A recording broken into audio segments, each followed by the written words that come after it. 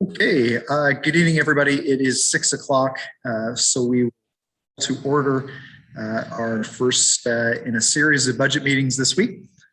First, Madam Deputy Clerk, do we have a Yes, Mayor Patterson, we have quorum. At this time, I would like to confirm the following members of council are present.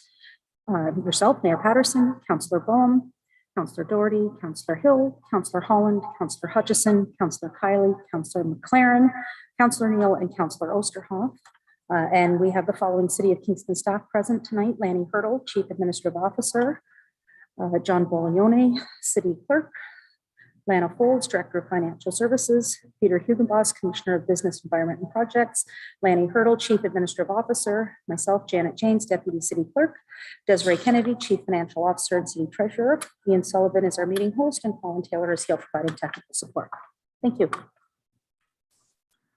Okay, thank you very much. First, I'll ask for a confirmation of the minutes from our last Committee of the Whole meeting early this January. Mayor Osterhoff, seconded by Councillor Neal. All those in favor? Opposed? And that's carried. Okay, we have no delegations tonight, so we will, oh, I'm sorry.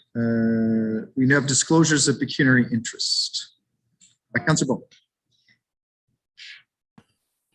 Thank you, Your Worship, and through you. I'm going to do one from the previous meeting that I missed as well. So I, Ryan Boehm of the Council of the Corporation of the City of Kingston, declare my pecuniary interest in the matter of report number 21-270. I declare an interest insofar as it may relate to Utilities Kingston with respect to report 21-270, and that was for the November 16th council meeting. And the following will be for this evening. I, Ryan Bowman, the Council of the Corporation of the City of Kingston, declare my pecuniary interest in the matter of clause 6.7 on the agenda item, report number 21-290. As an employee of Utilities Kingston, it may be perceived that I have a conflict with the Committee of the Whole report 21-290 insofar as it may relate to Utilities Kingston and associated bylaws. Thank you. Okay, thank you. Next, I see Deputy Mayor Osterhoff. Yeah, thank you, Mayor Patterson. I, Gary Osterhoff of the Council of the Corporation of the City of Kingston, declare my pecuniary interest in the matter of the operating budget of Kingston Access Services, as I have a family member that uses these services. Thank you. Okay, thank you. Are there any other declarations of pecuniary interest? Okay, I'm not seeing any, so we will continue on. We have no delegations this evening, so we'll move to number 5, which is the 2022 budget introduction. I'll turn the floor over to CAO Lanny Hurdle to take us through that, and then right from there, we'll then move to the first presentation this evening, which is from Utilities Kingston. CAO Hurdle, you have the floor.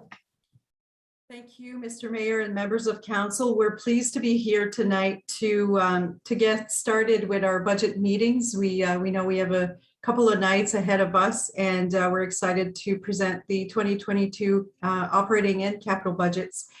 So before I make a few comments, I would like to take some time to thank city staff, our agencies, and mostly our CFO, Desiree Kennedy, and our finance team that have worked so much and have pulled together this budget. They've done a remarkable job, so I want to thank them before we get started. Mr. Clerk, could you go to the next slide, please? So I wanted to provide council with a little bit of context for tonight, because I understand that there are some decisions that council made last week that have made some changes to the 2022 budget. So the budget that you have before you that is for consideration has an actual increase of 2.1%. And council target was, of course, 2.4%. And you'll recall, obviously, that what you received last week was a 2.4% increase, but the changes that council made last week in regards to the healthcare funding have reduced a percentage of our budget. So what we're looking at for council approval is 2.1.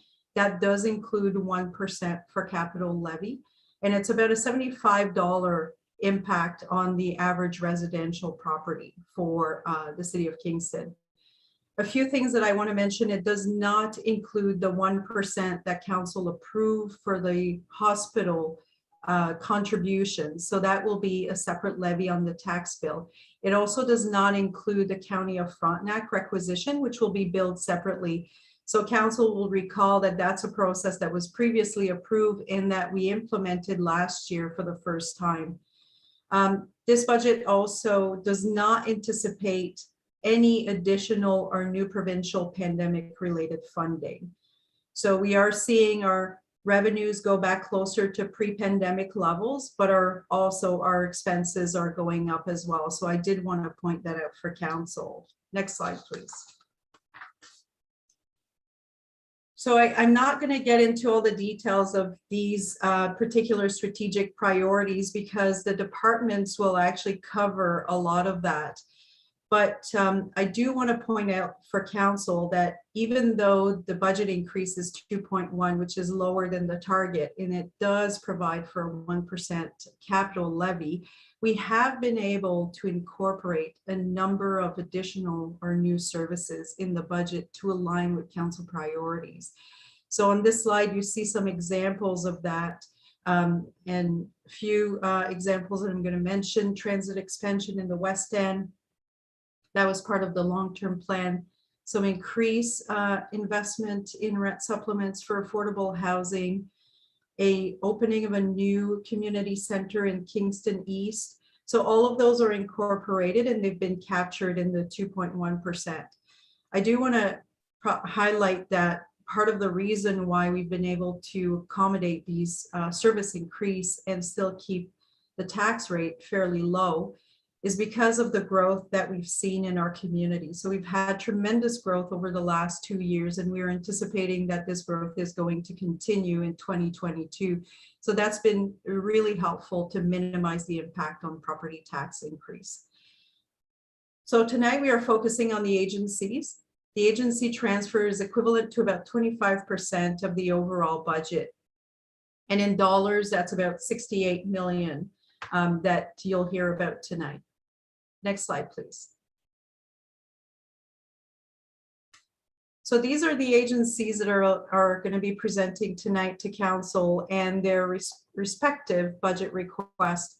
And you will note that they vary, and all of them have been included in the 2.1%. So what you're going to go through tonight and what you're going to hear tonight, the requests have all been captured in the overall budget. Next slide, please. The first agency that will actually be presenting is not on the list that I showed earlier. It's Utilities Kingston. And the reason why they weren't showing on the list earlier is because they're actually coming in with a capital budget request only. They're not looking for an operating budget amendment. So this is why they weren't on the previous slide. So with that, Utilities Kingston is the first agency. I will turn it over to Jim Miller, Kevin McCauley, and Randy Murphy, who are here tonight to present on behalf of Utilities Kingston. Thank you.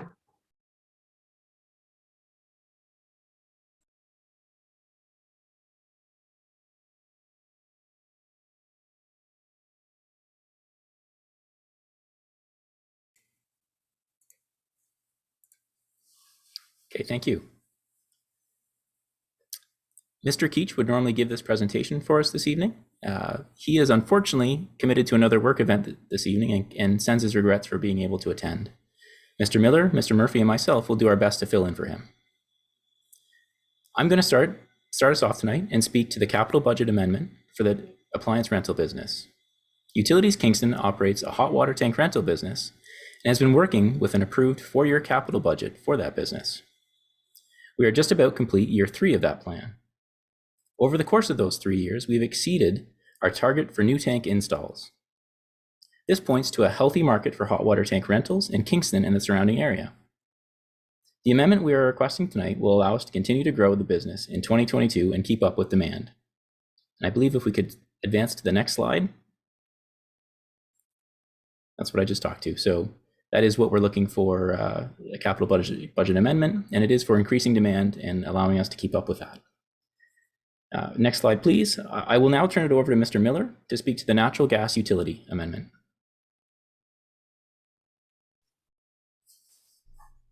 Thank you, Kevin. The the amendment tonight is affecting our natural gas distribution system. The total capital budget amendment that we're looking for is 3.6 million. As indicated in the recovering report, this is largely driven by a number of development proposals, which are looking to obtain sufficient gas to meet their needs for these developments. The first is located at Elevator Bay, and the second is at the former Prison for Women site. Both of these projects have been examined relative to information on typical gas loads required to service their ultimate developments. We've examined our natural gas distribution system and looked at ways that we could service that kind of demand, and ended up in a situation where upgrades to the natural gas mains to provide sufficient gas to service them is required. So currently the existing network of pipes located at that sort of westerly edge of our distribution area are insufficient to be able to meet that demand, and therefore upgrades to the pipe network is required. The resultant analysis and cost is a request for an additional $3.6 million to make that happen. And I guess at this point, it would be open to any questions. Thank you. Okay, thank you very much. Are there any questions from council? Councillor Kiley. Thank you, Mayor Patterson. Through you quickly, thank you for the presentation. I'm wondering if the proposed biogas facility would help account for some of the difference in what we think we'll need for these new developments in terms of natural gas. Is that part of the calculation here? Through you, Your Worship. The issue here is actually the size of the pipe rather than the makeup of the gas. In this case, simply put, the pipes aren't large enough to be able to meet that demand, or if you will, the draw for natural gas, whether it's coming from the biosolids facility or something else. So in this case, it's purely an infrastructure issue that really relates to the network of pipes that service these two developments. All right, thank you. Okay, next is Councillor Chappelle. Thank you, through your worship. So what is the current capital budget for this capital budget mentioned of $3.6 million for natural gas? Is that just for next year itself, or is that for multiple years like we've done with previous budgets for Utilities Kingston? Through your worship, the amount requested is actually split into two parts, with different costs for the Elevator Bay project and a different cost for the Prison for Women site. These are simply the estimated cost to construct the upgrades to the pipe to service those developments. So that money is not intended for multiple years, but rather just simply required to facilitate the infrastructure upgrades required to meet the demand.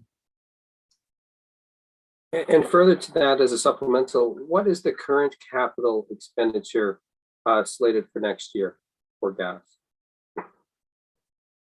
I might defer to Randy, but I believe it's in around about 2.3 million. Mr. Murphy. Through you, Your Worship, the current approved natural gas budget for 2022 is 3.6 million. But as Mr. Miller mentioned, these specific projects and items were not earmarked for the budget. None of the budget money was earmarked for these specific projects.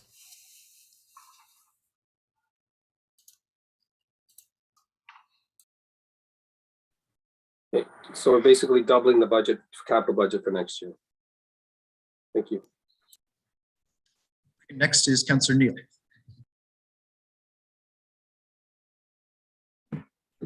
Thank you. Just a quick question. When I first saw this, I was a little bit concerned because we have a commitment to reduce our greenhouse gases in both with a 2030 target and beyond. And I'm just wondering is this developing more capacity? And we'll have to just scale it back at a future as we try to reach those goals? Mr. Murphy? Through you, Your Worship. To answer your question, Councillor Neal, yes, it is going to create more capacity within our pipe network. I think your question with respect to the GHG emissions and potential targets probably needs to be looked at from a number of different areas, of which I would say, the financial impact of that would need to be looked at. The natural gas utility is an income producing asset for the city of Kingston. In any given year, 40 to 50% of the profits of this utility, 40 to 50% of the profits of this utility are deposited into the Municipal Capital Reserve Fund. So the impact of reducing growth would need to be looked at. One of the other items that would need to be looked at would be the impact on customers. If there was to be a change, moving from a fairly low cost heating source to higher cost fuel sources. Currently natural gas is, depending on usage, still 30 to 50% less expensive than electricity, for example. The other item I would point out as well is what's going on in the natural gas industry, particularly in Ontario. I would say that, this past June, the government of Ontario approved 28 new projects across 43 different communities to expand as part of phase 2 of their natural gas expansion program. This includes Mohawks of the Bay of Quinte First Nation, Prince Edward County, and Tweed are areas that are in close proximity to Kingston. So looking at what's going on in the industry would be something else that would need to be considered. And I think from Utilities Kingston's perspective, as the management company and operator of the natural gas utility on behalf of the city, the direction that we've had from council as the owner of the utility has been business as usual, to grow the utility and to support development. And the budget items presented tonight reflect that direction. So I know it's a bit of maybe a long-winded answer to your question, but there are a number of considerations that would need to be considered along with the GHG reduction strategy. Yeah, I continue to be concerned because I know electricity is the route we're going to have to go if we ever want to meet our objectives on greenhouse gases and hopefully greater amount of green energy within the system. Thank you. Any other questions, Councillor Neal? No, that's it. That was almost a question. Thank you. Yeah, not quite, but almost. Next is Councillor Doherty. Thank you, and through you, Mr. Mayor. How does this request fit in, tap into the current public work project and utility project with the sewer reversal?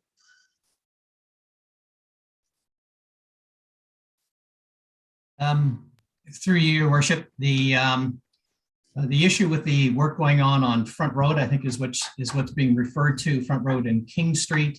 Currently, depending upon the approval of this project, we would be looking to try to integrate where appropriately the sewer and water main work planned to occur next year, which is continuation of the existing project, and looking to see where we can sort of integrate both that work and this natural gas work into the same project.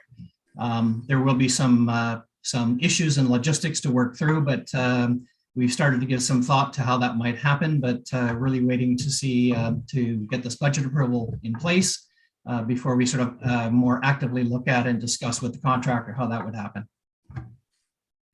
Thanks for that. So are there no like potential savings in this project if we were to tap in to do that at the same time, similar timing? Again, through you, your worship, I think potentially yes, particularly in some of the restoration work that might be required towards the end of the project. And again, we'd certainly be looking at those opportunities to see where some economies of scale, if you will, can be achieved relative to both the sewer water main work and potentially the natural gas work as well. But yes, we would be looking at that. Okay, just one more question of clarification. Are you saying that that sum is just for two projects, or it's also generally to increase the capacity along that strip? Again, basically we have two projects, one at the Elevator Bay site, which would mean a gas main from basically the corner of King and Portsmouth down to the Elevator Bay property. That is one project involving gas main upgrades, and again, into the size of the main required to service that development. The second project is at the Prison for Women site, and that involves a gas main extension and upsizing that would start at the corner of Johnson and Sir John A. Macdonald and would travel southerly on Sir John A. Macdonald down to the P4W site. So two specific projects. The total sum required to do both is 3.6 million. Thanks. Okay, next is Councillor Stroud. Thank you, Your Worship. Yes, so my question is related to cost recovery, but let me just frame it by summarizing what you've just said. So basically, there's two new developments, both that came to light in the last calendar year since our last budget, and that's the reason for the amendment, because this is new spending if we want to service these two developments. There's the one at P4W and the one at Elevator Bay, 2 million and 1.6 million for the two larger gas mains. You've described their routes from, and it's also in the report. So we're basically talking about a new pipe, a larger pipe that will go to the two sites from the existing mains. And the cost of that is 2 million and 1.6 million. And this is a new cost, therefore it's a new capital expense. How does this, how do we achieve cost recovery? In other words, how does the developer contribute to this cost? Why is it a municipal ask at budget time as we see now? And this is mostly to illustrate to the taxpayer how the economics work on this. It's one thing to say that they need the gas, but it's another to explain how the taxpayer benefits and how the developer pays for their share. Okay, question to Mr. Murphy.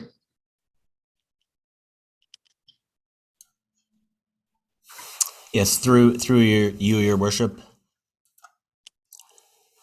So we do have a model that we use here at Utilities Kingston for proposals such as this. And what we do is we look at the capital cost, we look at the projected revenue over the term of the development, and then we look at the model uses a formula that says, okay, is it economically viable for the utility to make this investment with an appropriate return?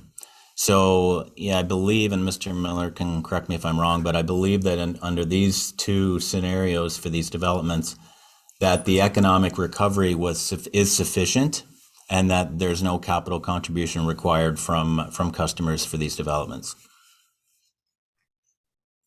I can just add that I would confirm that that is correct. Okay, thank you, Mr. Murphy and Mr. Miller. Okay, so essentially it's reimbursed. You say it's economically feasible. In other words, it makes economic sense because over the next few years, the gas rates of those two sites, of the tenants of those sites or the owners of the condos or whatever, will make the project profitable by covering more than the capital cost over time. And that is the individual customer at the developer, but the builder themselves is not required to contribute anything. Is that correct? Yes, that is correct. Yep. Okay, so then I guess maybe I have a follow-up question to the treasurer. Does this impact the municipal budget from the point of view of the taxpayer? Or like this is Utilities Kingston and it's a municipal ask. So how does that relate to the taxpayer? Ms. Kennedy? Thank you, through your worship. So there is no effect. The utility rates cover all costs related to utility services. So there's no effect to the taxpayer. Right. So is it fair to characterize this as this ask from Utilities Kingston is essentially a capital ask to grow the service that they provide, but all of the cost recovery will be internal to Utilities Kingston? Ms. Kennedy? Through you, Mr. Mayor, yes, that is correct. All costs will be recovered through Utilities Kingston and the UK rates. Okay, so I think I understand. So to what Councillor Neal was asking about, we are talking about expanding the gas delivery capacity and therefore the greenhouse gases, but there is no cost to the taxpayer. Thank you. Thank you. Next is Deputy Mayor Osterhoff. Yeah, thank you, Mayor Patterson. Councillor Stroud was reading my notes. He's asked my questions. Thank you, Councillor Stroud. Okay, thank you. Are there any other questions? Councillor Chabot. Thank you, Your Worship. My question is more of a holistic perspective. I know that on the administrative books, we need to start accounting for the cost of our assets and an asset plan in advance for future replacement. So I might have missed it, but what is the approximate value of all the natural gas assets that we currently have in Kingston? It's a bit outside the budget request. It's here, but I think I'll allow it by way of context. Mr. Miller or Mr. Murphy? So I'm going to take a guess. It's an educated guess, but the natural gas assets do sit on the City of Kingston's financial statements and books. The book value of those assets, I would hazard would be in the neighborhood of approximately 25 to 35 million, in that range. Thank you very much. Okay, not seeing any other questions. Mr. Murphy, Mr. Miller, Mr. McCauley, thank you very much.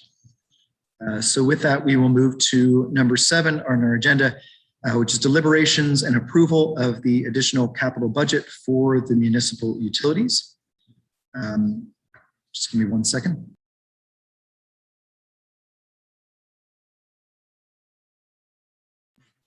Okay, so can I just have a mover and a seconder to put the recommendation on the floor? Moved by Councillor Osanek, seconded by Councillor Holland. Any discussion? Okay, we will call the vote then. All those in favor?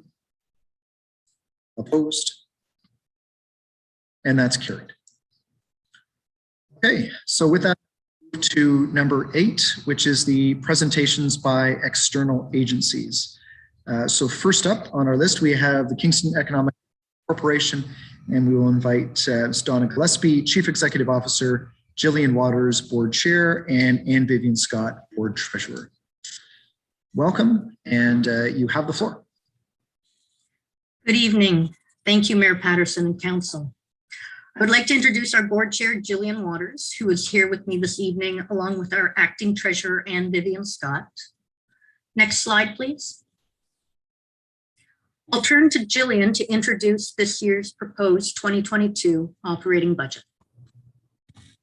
Thank you, Donna. Good evening, everyone. So the last 2 years have truly tested the grit of our business community and also our economic development team. With the advent of COVID-19, the Kingston Economic Development Office quickly refocused activities to support our local business community. While responding to the immediate needs of the business community, its sustainability and recovery, we also focused on plans for the economic future of our community, our post-COVID recovery and growth, and the first ever integrated economic development strategic plan launched at the start of 2021. With these priorities in mind, the board directed staff to develop a budget plan for 2022 with a 1.4% increase in municipal funding, a plan that recognizes the realities of today, continues to support business needs, and also supports the implementation of that integrated economic plan. To that end, we are requesting $1,481,961 municipal investment, which represents 60% of a total operating budget of $2,446,611. Before I turn over to Donna to go through the 2022 budget, I would like to extend our gratitude to Council for their contribution of $600,000 to support that small business recovery. When combined with our board's contribution of $500,000, we were able to create the $1.1 million Kingston Small Business Pandemic Recovery Fund. And we have a short video to show you just how impactful your investment was in supporting local businesses. If we could show that.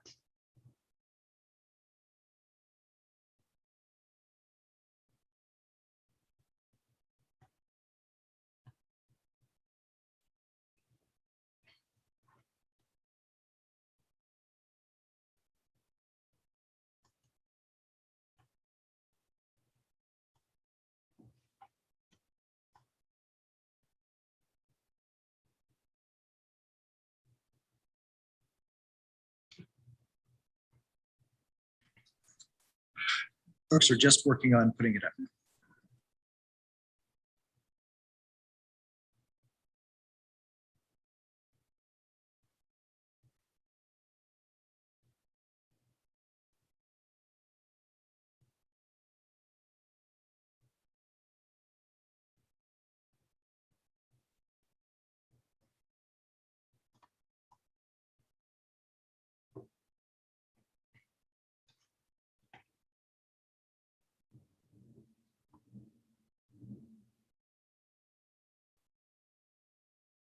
We may not want to eat up too much. Oh, here we go.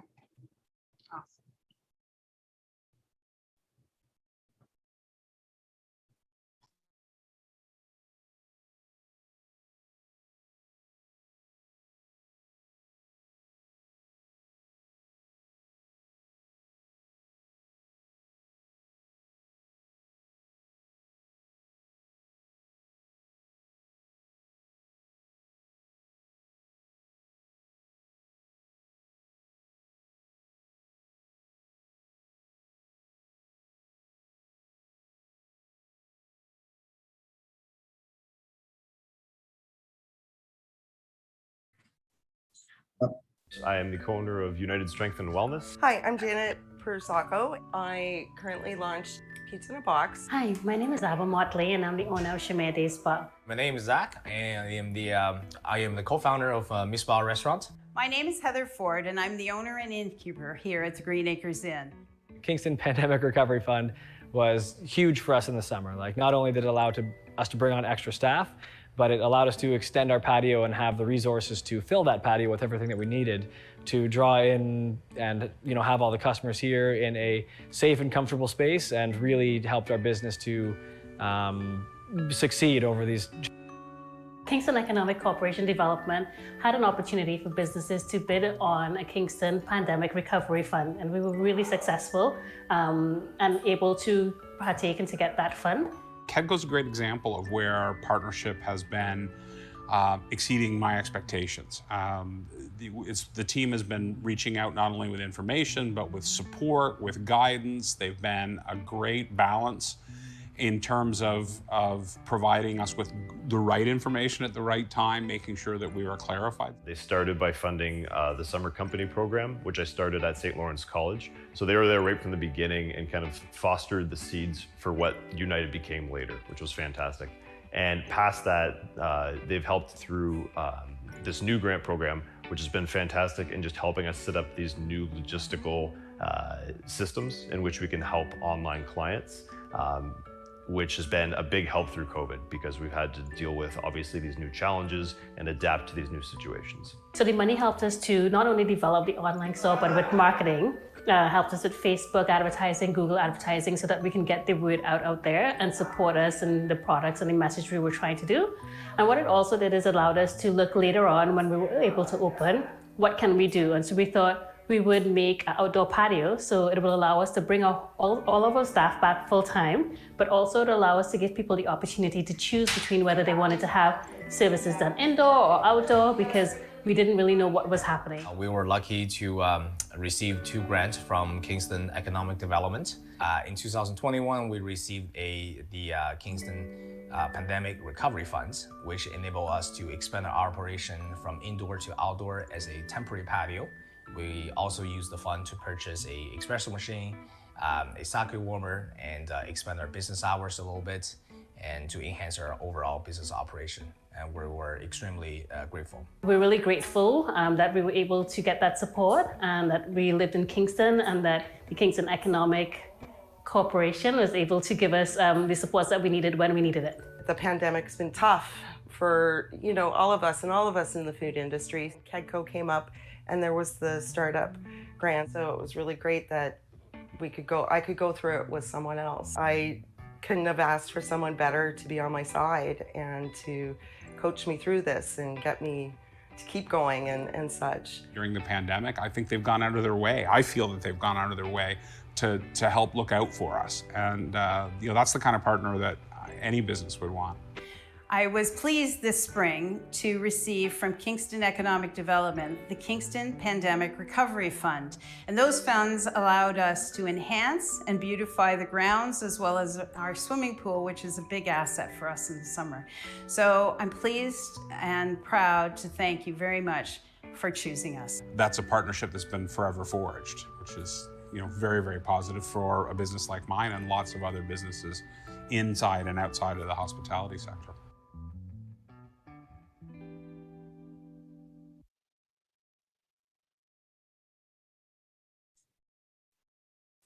Thank you. I appreciate the clerk's patience in loading that file. I would again like to reiterate thanks to Council for partnering with the Economic Development Board to support local businesses. We're very proud that we've been able to disseminate over $2.5 million in grants since the start of the pandemic. And as you've seen, it's very much appreciated and very impactful to these businesses. Next slide, please. I would like to start with a quick recap of this year's activities. In addition to delivering funding programs, we have been able to implement new programs to support local businesses, as well as grow our ongoing activities. These programs, such as the Trade Accelerator Program, Food Venture Programs, and Ask the Expert, support a variety of businesses in pivoting their operations and maximizing opportunities and resources. Next slide, please. Other examples of impact that the municipal investment has includes our COVID response and recovery initiatives. We have supported businesses through 2 provincial shutdowns this year and navigating safe reopening guidelines. We were also able to celebrate some big wins for local companies this year, including Frulat and their 45,000 square foot expansion, or Li-Cycle expanding their footprint in Kingston and being listed on the New York Stock Exchange, and recently Coca-Cola's announcement of a new facility. This has helped garner great international recognition. Startup Blink ranked Kingston number 6 in the world for best small city startup ecosystem. And recently, the International Economic Development Council honored us with a Gold Rank Award for partnerships with educational institutions. Next slide.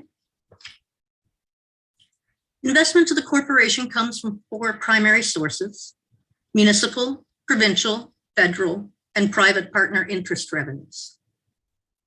Next slide. Provincial funding is linked to a multi-year service contract with the Ontario Ministry of Economic Development, Job Creation and Trade to deliver small business enterprise center services, resources, and programs such as Starter Company Plus and Summer Company. We have also been successful in securing funding from Digital Main Street to support Main Street businesses access provincial grants to build or enhance their online and digital presence. We have confirmed funding for a digital squad through the spring 2022. Federal funding includes the 3-year We Can Women Entrepreneur Program, delivered in partnership with Queen's University, and the new 3-year FedDev Health Innovation Program that the city was successful in securing. In addition, we receive Invest Canada Community Initiatives funding to support marketing and lead generation for foreign direct investment. Private and other funding is primarily associated with the Queen's Career Apprenticeship Program, and with the pandemic significantly disrupting the 2020 and 2021 graduating student cohorts, we have deferred subsidies for the hiring of 20 new grads to the 2022 year. Next slide. Our expenditures can be broken into 4 core areas: our investment attraction and aftercare, business expansion, retention, and workforce development, small business startups and entrepreneurs, and then our administration. Next slide. The overhead supports rent at our physical offices, contracted services for city ISNT and financial services, professional services, as well as board and committee related expenses. Wages and benefits invest in a team of 8 full-time employees who support the core portfolios and programs mentioned. And thanks to the province and private funder, we are able to directly flow $420,000 into the hands of local businesses and entrepreneurs in 2022. And we have applications in for new programs. Next slide, please. You will have received our comprehensive 2022 sales and operating plans as a communication with tonight's agenda. And our plans build on the work undertaken this year and focus on advancing the integrated economic development strategy, which was adopted in January. In the attraction and aftercare portfolio, this really is all about marketing and selling Kingston. The focus will be on the implementation of the strategic clusters identified in the integrated plan and executing on the FedDev Health Innovation File. Of note, 74% of this portfolio's budget is committed to program agreements, such as the FedDev Health Innovation or the Invest Canada Community Initiatives. Next slide. Within business retention and expansion, a strong focus needs to continue on COVID recovery and supporting our local businesses through resources and programs. Within this portfolio, we are also entering a 3rd year of a pilot program with the city to support workforce development and a business support position to assist local companies navigate municipal services more effectively. And as identified in the integrated strategic plan, increased marketing efforts to showcase Kingston success stories, both locally and externally, will take place. And we have the annual Perspective Kingston hitting the Globe and Mail this Friday, which will feature 10 local companies making global impacts. It's really important that we stake our claim in our identified sectors as we look for growth in the future. Next slide. Within the small business startups and entrepreneurs section, I mentioned earlier, we are funded by the province to deliver small business enterprise services. 43% of this portfolio budget is committed to programs, with the remainder funded by the province to fulfill our Small Business Enterprise Center agreement. To align with Council's priorities and our new strategic plan, we are delivering a number of programs, including social enterprise fundamentals, food venture programs, business for the creatives, and bridges to better business for equity-seeking entrepreneurs and programs for women entrepreneurs. Next slide. We always receive questions regarding our corporate reserves. So from the 2020 audit, so not current to date, as that won't happen until next March, our cash holdings were listed at $933,887. We do have board restricted reserves, and those were related to one-time projects as well as the Kingston Small Business Pandemic Relief Fund.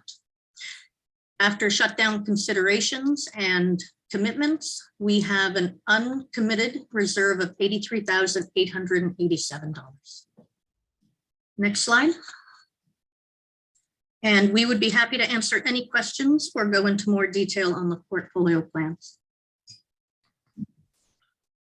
Okay, thank you very much. Are there questions from council?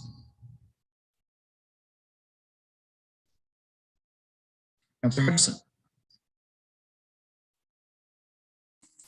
Thank you, Mr. Mayor. Thank you for that presentation. It was quite informative. You touched on this, I think, in your presentation, but the ongoing issue is how to transition startups to scale up. Do you have any what the philosophy of KEDCO is and any examples of how that's being done in Kingston? Is this a budget question, Councillor Hutchison? Yeah, it's got to do with the program. Okay. Okay. So as long as we can tie our question to the budget, then It's definitely tied to the budget. Just ask them. So I know they discuss it, but I think people would like to know how their money is spent. Ms. Vivian Scott.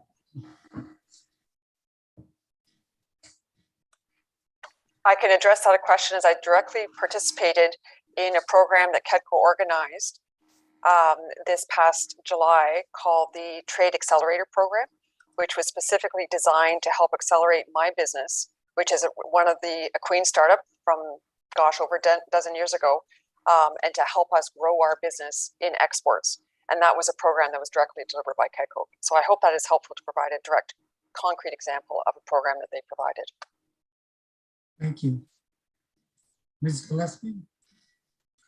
Through you, Mayor Patterson, add to Anne's comment about the Trade Accelerator Partnership. We really take a team approach and work closely with the startup ecosystem in Kingston. So examples for supporting startups to scale up would also include working with the Southeastern Ontario Angel Network and improving access to angel investors, venture capitalists. We work very closely with Launch Lab and the Queen's Office of Partnerships and Innovation, and at Queen's, the Dun&Dishbande Queen's Innovation Center. We're joining forces with the Eastern Ontario Innovation Corridor to create more of a hub of resources. And again, looking at how do we connect with startups and how do we each as organizations play a role in supporting their retention here, but also their growth. Okay. Thank you for that. I just watched a program on TVO, I think it was last night, which indicated that there was a failure of large private capital organizations in Ontario, but also in Canada in general. And so that's what provoked my question, to see how we were doing with this and locally. So I don't know if you have any comment on that. The idea was it's hard to get that capital released and invested in Ontario. Ms. Gillespie? Through you, Your Worship. Certainly access to capital and funding is imperative for many startups, and that's why our ability to disseminate grants, even in micro grant scale, is important. I would note, though, that Startup Blink, looking at cities across the world and specifically noting Kingston as a small size city and ranking us number 6 globally and number 9 out of all cities in Canada for its startup ecosystem. Some of that ranking did come from our organizations, our venture capitalists, our very successful angel network, and our ability to connect those. Thank you. Okay, thank you. Next is Councillor Chappelle. Thank you, Your Worship. In the budget, there's an 8.2% increase over last year for 8 full-time employees. So my question is, was there a change in the number of employees? And if I look at $974,000 and just choose to a basic average, I know this doesn't make sense, but if I did 8 staff out of $974,000, it's $121,750 on average per employee for those costs. So I'm wondering how we rose the budget for staff 8.2% this year. Gillespie. Thank you. Through you, Your Worship. So yes, there is an increase of approximately 8% in wages. When we presented the budget in January for 2021, it was for 8 full-time equivalents. We did have a staffing change early, I would say in the first quarter of this year, which presented the opportunity to look at a corporate restructure to better align with the recently launched integrated economic plan. So in terms of recruitment, we did take a different focus and recruit for very senior sector specific expertise, which did have an impact on budget and how that will roll out for the full year of 2022. I would also say that with regards to wages, we're seeing, and this would be across the board for employers in the municipality as well, that there is a rise in the mandatory employment related costs. So that has been an increase that we need to absorb. And I did freeze staff wages at the start of the pandemic. I cannot credit a team for working harder the last 20 months. And with consultation with the board, I would like to look at merit-based appropriate adjustments to salaries for those who have not had their salaries reviewed, and that would be within approved salary bands.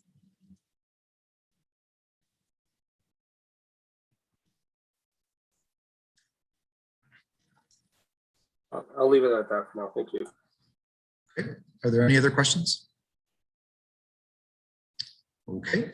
Seeing none, Ms. Gillespie, Ms. Waters, thank you very much. Ms. Vivian Scott. Okay, so now we'll move to our second presentation this evening. We will now invite Executive Director of Tourism Kingston to present council. Ms. Knott, welcome, and you have the floor. Thanks, Mayor Patterson and members of council. So tonight I'm here to speak to the 2022 Tourism Kingston budget. Next slide, please. So I have a 30-second video. I apologize if it doesn't load quickly, but we'll give it a whirl.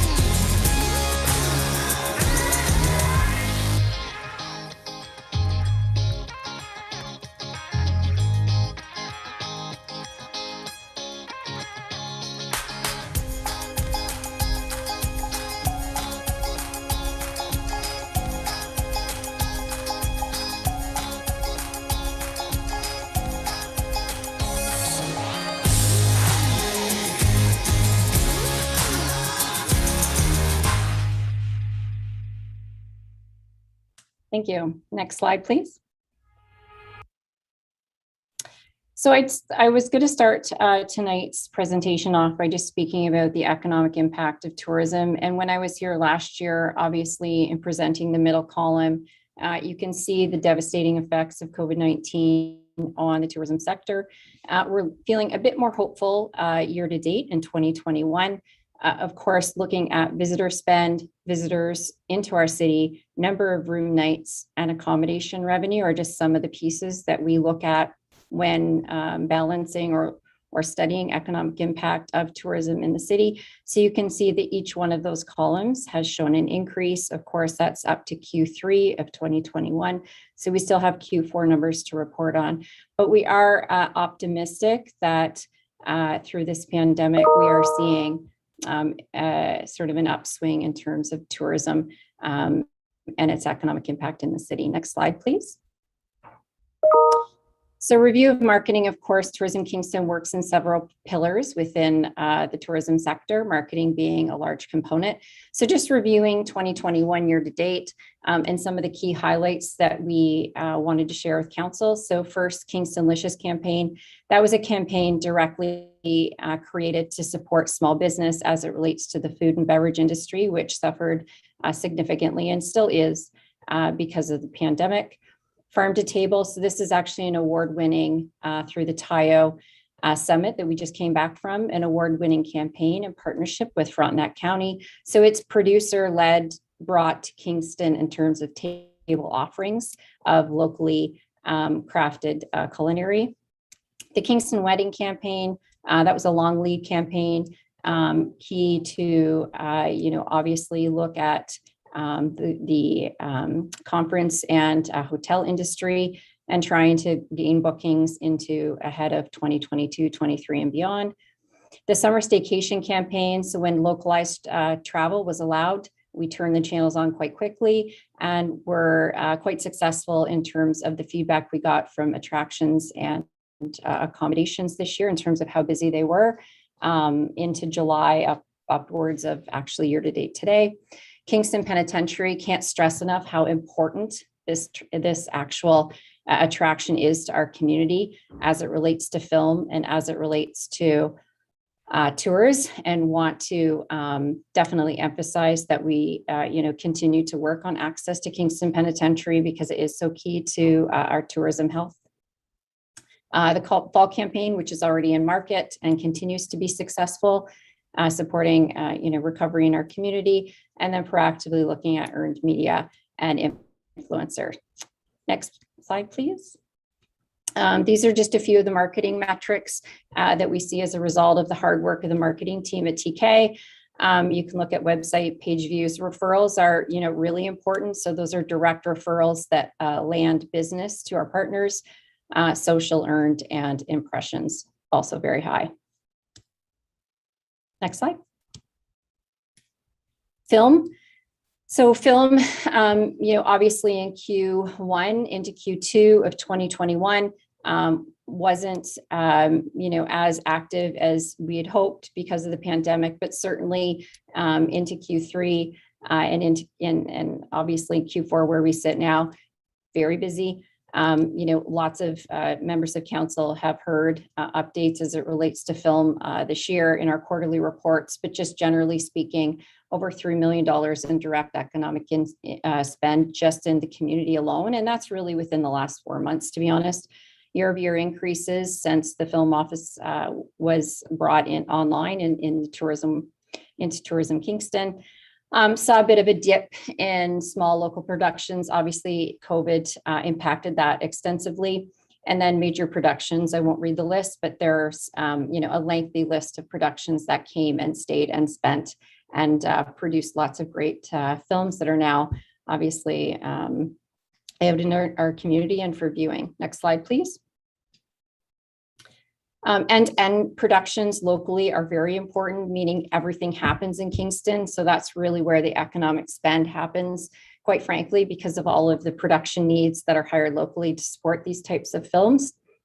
And then, of course, focusing on expansion studies and proposals and grants, which is key to our funding model at the Kingston Film Office.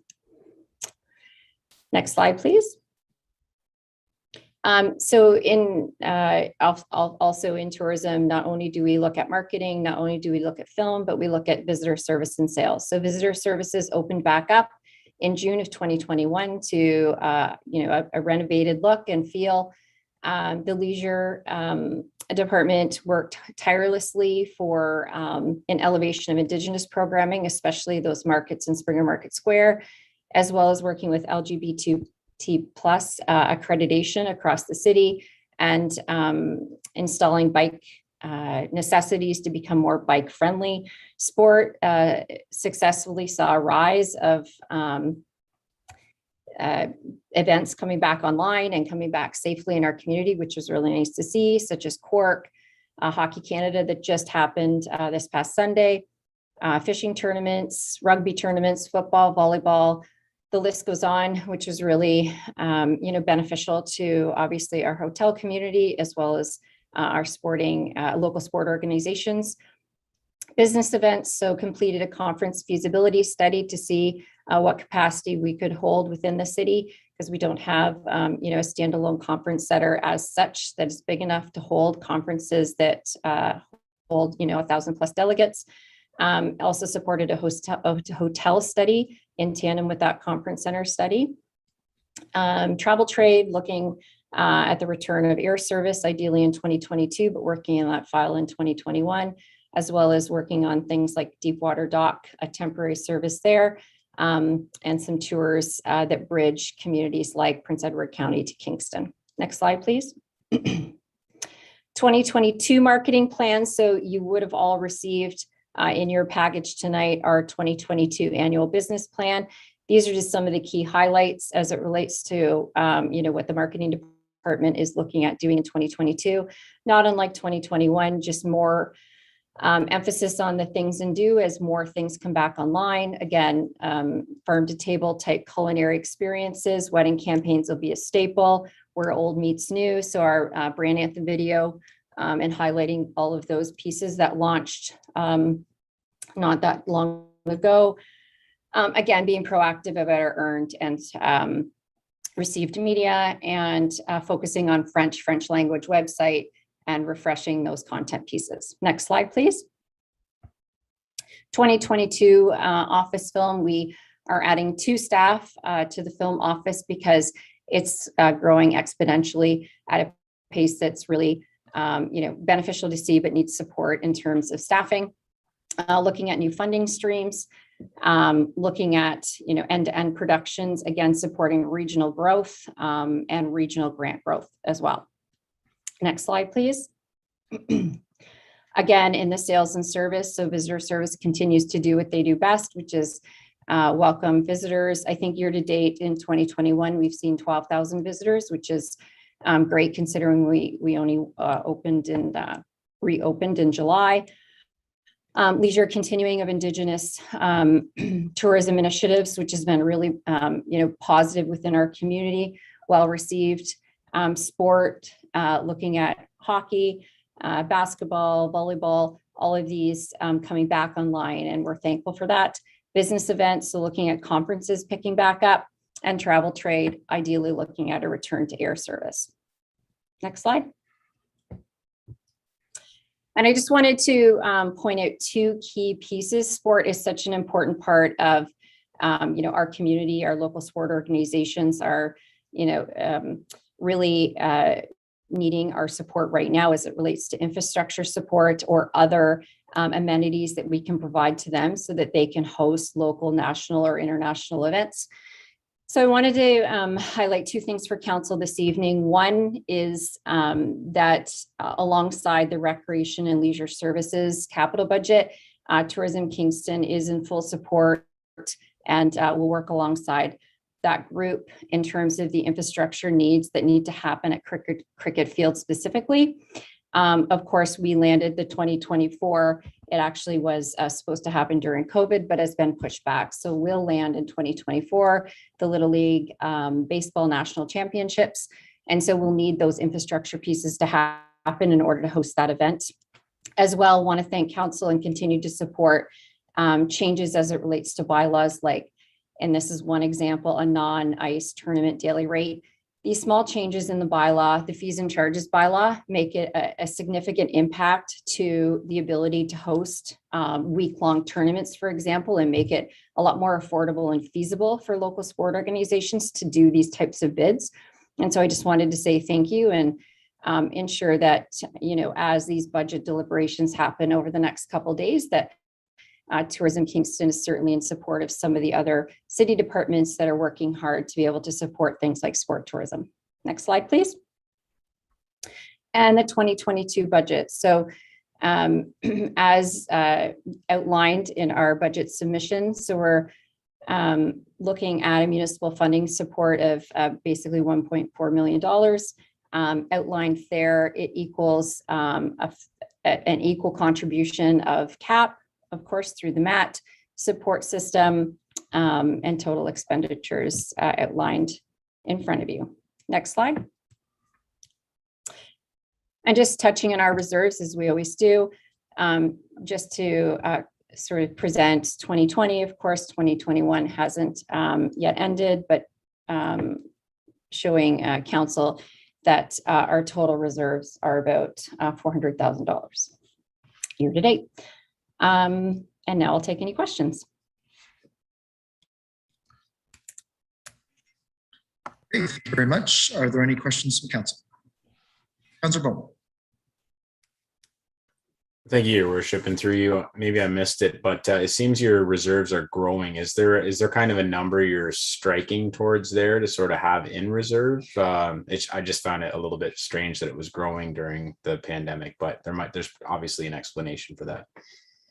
Thanks, Councillor Bohm. So yes, in 2018, when there was an opening balance given from KEDCO to Tourism Kingston, it was the wish of the board as sort of a new entity on its own that there should be enough reserve put in to support a windup of about 6 months worth of operating costs. So every year, you're exactly right. We try to put aside 10% of our budget into that specific column of wind-up costs should the organization need to close for whatever reason, that the city wouldn't be liable for our closure of those costs, that Tourism Kingston could pay for them on their own. So you're right, we are trying as hard as we can, even during a pandemic, to put some of those reserves away. And after such time, then we would cease to do that. Okay, perfect. So it's basically just an incremental growth that's planned. Okay, I figured that's what it was. Thank you. Yep. Thank you. Next is Councillor Hutchison. Thank you, Mr. Mayor. Thank you for the presentation. Just one question.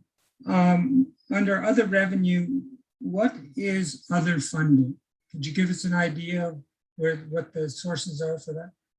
Yeah, great question. Thank you. So this past year, we hired a grant officer because we want to be less reliant on things. And if COVID has not taught us anything, it's really to be less reliant on different sources of funding that we normally would be reliant on, such as the MAT. So if we have a tough year in tourism for whatever reason, whether that be a pandemic or whether that be some sort of weather issue, or whether that be other sources of community disruption that would allow us not to have as projected a year that we need to be able to collect the MAT, that we want other sources of revenue to support the tourism offerings. And so that's exactly what that is.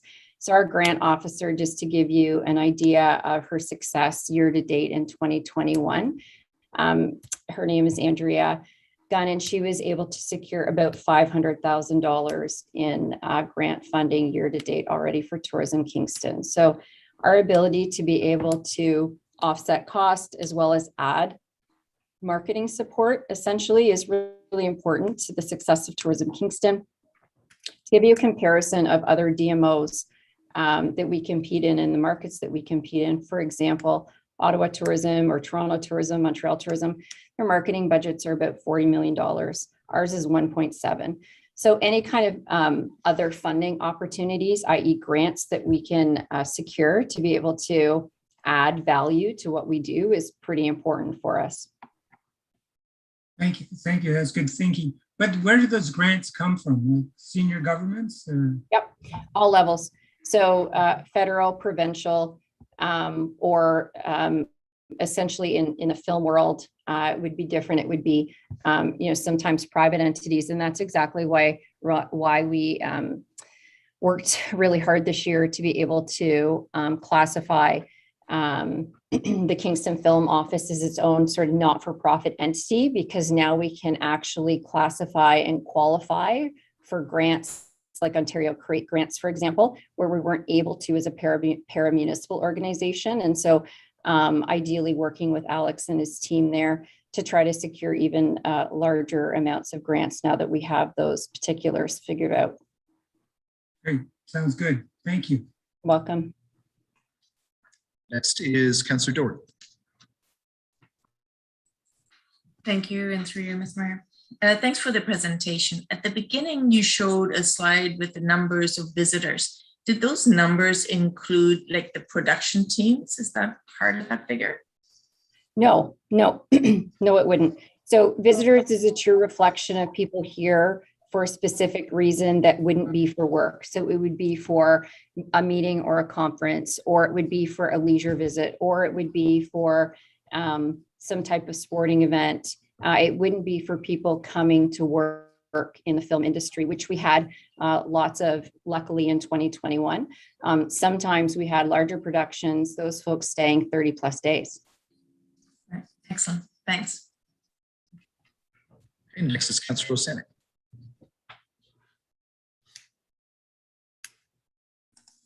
Thank you, Your Worship. Through you, thanks so much for your presentation, Ms. Knott. And I just wanted to say thank you and congratulations to Tourism Kingston for all the hard work they've done for sports tourism and nailing down all those tournaments, bringing them to Kingston, you know, really helps the local economy. I know that we have the pickleball championships next year and also the Little League World Baseball Championship. And so I just wanted to ask a question about that non-ice tournament daily rate that you had mentioned in the slides. So is that going to help us even bring in more tournaments? Like, was that an obstacle Tourism Kingston was finding working with all these sport organizations? Is that we weren't competitive compared to other cities in trying to bring in the tournaments, even though we did a great job bringing in the tournaments that we have been able to? Yeah, that's a great question. Thanks for asking that. So absolutely, we met twice this year with local sport organizations, and we're going to continue to do that consultation. So we call them local town hall events, and they last for about an hour. The first one, we had about 60 plus local sport organizations attend within that hour. And it was really to gain feedback about what are the barriers to success, A, for hosting tournaments, or B, for infrastructure that you need to then host a tournament, or column C other. And so the feedback we got, especially, and prime example pickleball, was that there wasn't actually a daily rate in the fees and bylaws that they could then be able to classify as a week-long event that was affordable for that particular rental. And it happens at the Invista Center in 2022. And so in order for it to be, and it was 4 days prior pandemic, so it was a little more affordable.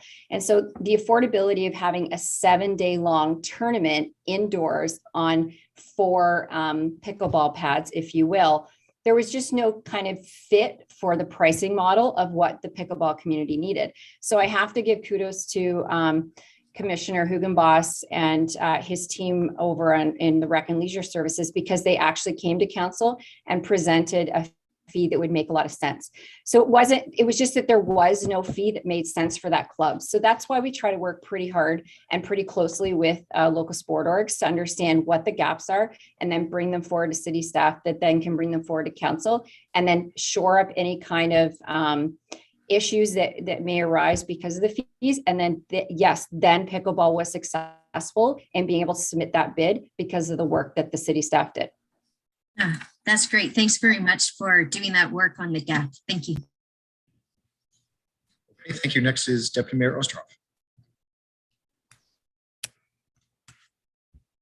Thank you, Mayor Patterson, and thanks for the presentation. Great work happening in that area, and we really appreciate it. The question I had was, maybe it was, I didn't hear your comment about the non-ice. I was thinking about the ice.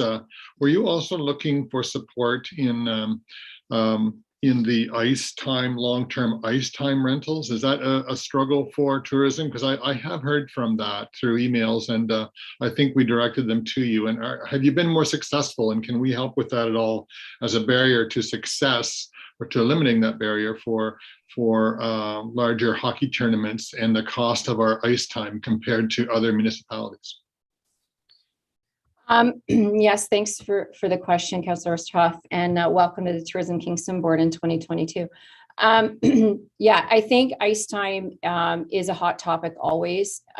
So enough ice and the cost of ice always. And so what I'll say there is that in terms of the support we give, not to local community sport organizations, but to tournaments directly, we have been able to mitigate any feedback that we've gotten in terms of tournament proposals with the Rec and Leisure Department. Anytime that we have to work with a tournament to be able to make it make sense in terms of the costing, we are successful in doing that so far. So any type of feedback you may get from community groups is certainly, I think, directed towards city staff, and a conversation would probably happen there. But in terms of us at Tourism Kingston supporting larger tournaments, or making sure that there's enough ice time for tournaments.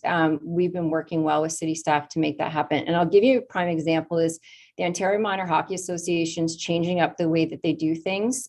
They've had time to think during the pandemic, and Kingston's going to benefit from that. And that's a direct relationship between OMHA, TK, and the city. And I have to compliment the city because they were able, and a lot of city staff worked in this file, but the city was able to ensure that OMHA would pick Kingston in April of 2022 to be able to host one of the hub tournament style OMHA final rounds of the wrap up of the season. And so we're going to look at 40 plus teams coming in every single weekend, Friday to Sunday, for those 2 weekends in a row.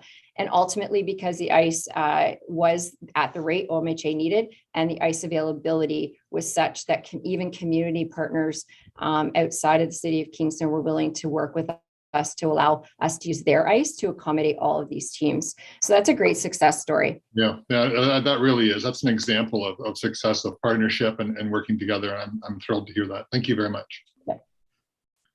Next is Councillor Stroud.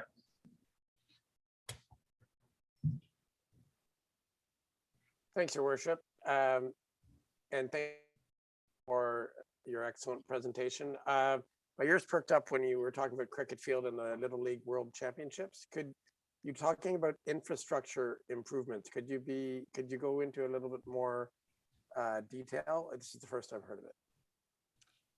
Yeah, great.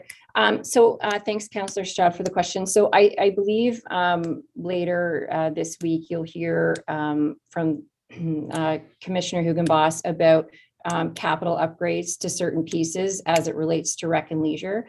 What I can tell you is there's certain requirements always when we commit to doing a bid, whether that is improvements in the parking lot area, whether that's improvements to lighting, whether that's improvements to whatever the sport may be, and related to those pieces or assets, upgrades usually. And so with this type of event, because it is specific to baseball, I think there will be an opportunity to have a discussion about what type of infrastructure upgrades need to happen at Cricket Field. And with those, it has a lot to do with the diamonds. And obviously the netting around the diamonds, the ability to make sure that the field is such a way that it's commissioned for a Little League type event. And so I think there will be some money needed to make sure that those diamonds are up to the standard at which Little League requires them to be. And certainly that was sort of my comment in my slide deck, was that we support the plan that Rec and Leisure has going to bring to council this week in terms of those structural assets, because those are legacy pieces. Once those are obviously invested and they happen, then we can actually bid on other type of baseball events that will benefit our city. Does that help? Yes, that helps. I'll just jump in there, Councillor Stroud. I imagine that probably staff we're going to share some more information about that probably later this week. But I do see Commissioner Hugenboss is here, and maybe if he wants to jump in with any added detail. Sure. Yeah, thank you, Mayor Patterson, and yeah, just through you, I just want to jump in that yes, this is part of my presentation, which will be following in the next night or two.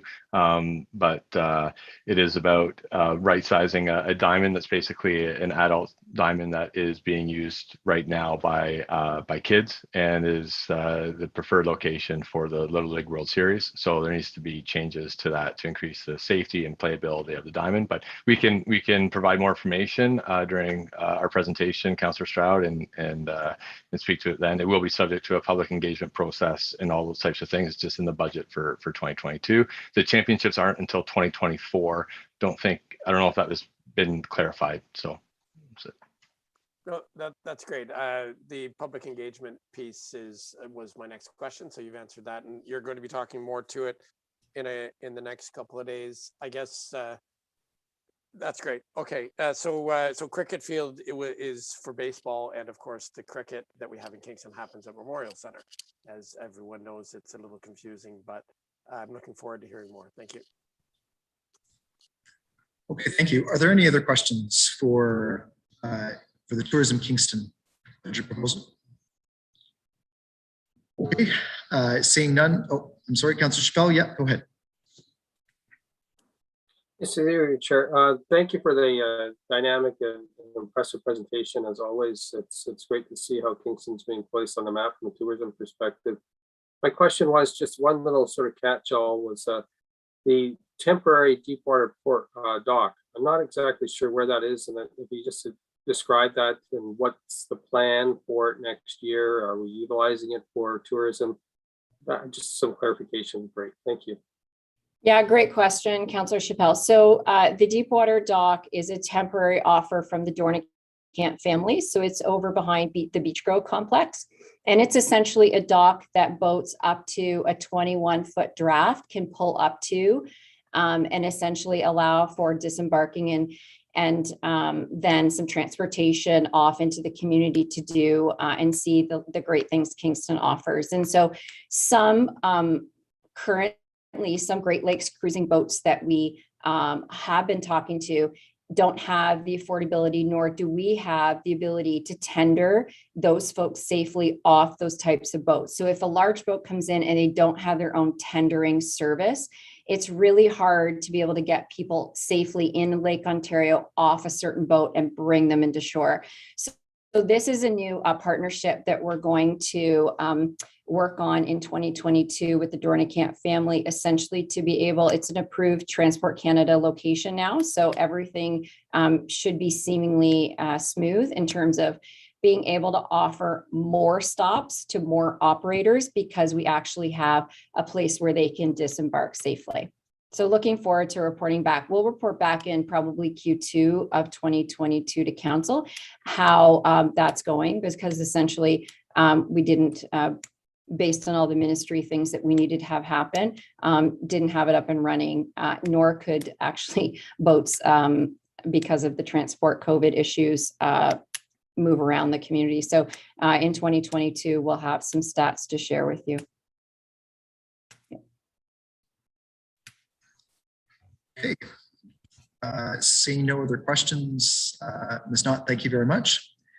And with that, we'll move to our third budget presentation for external agencies, the Cataraqui Region Conservation Authority. And we will turn the floor over to Katrina Furlanetto, the General Manager of the CRCA. Thank you and good evening, Mr. Mayor and Council. I can't seem to turn my video on. The host has stopped it, so I will wait until that goes and then I can continue. Perfect.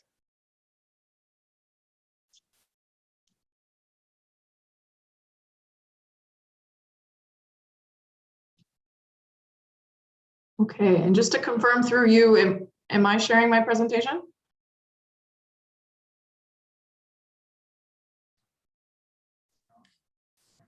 Okay, we're just just working on the technical piece. Perfect.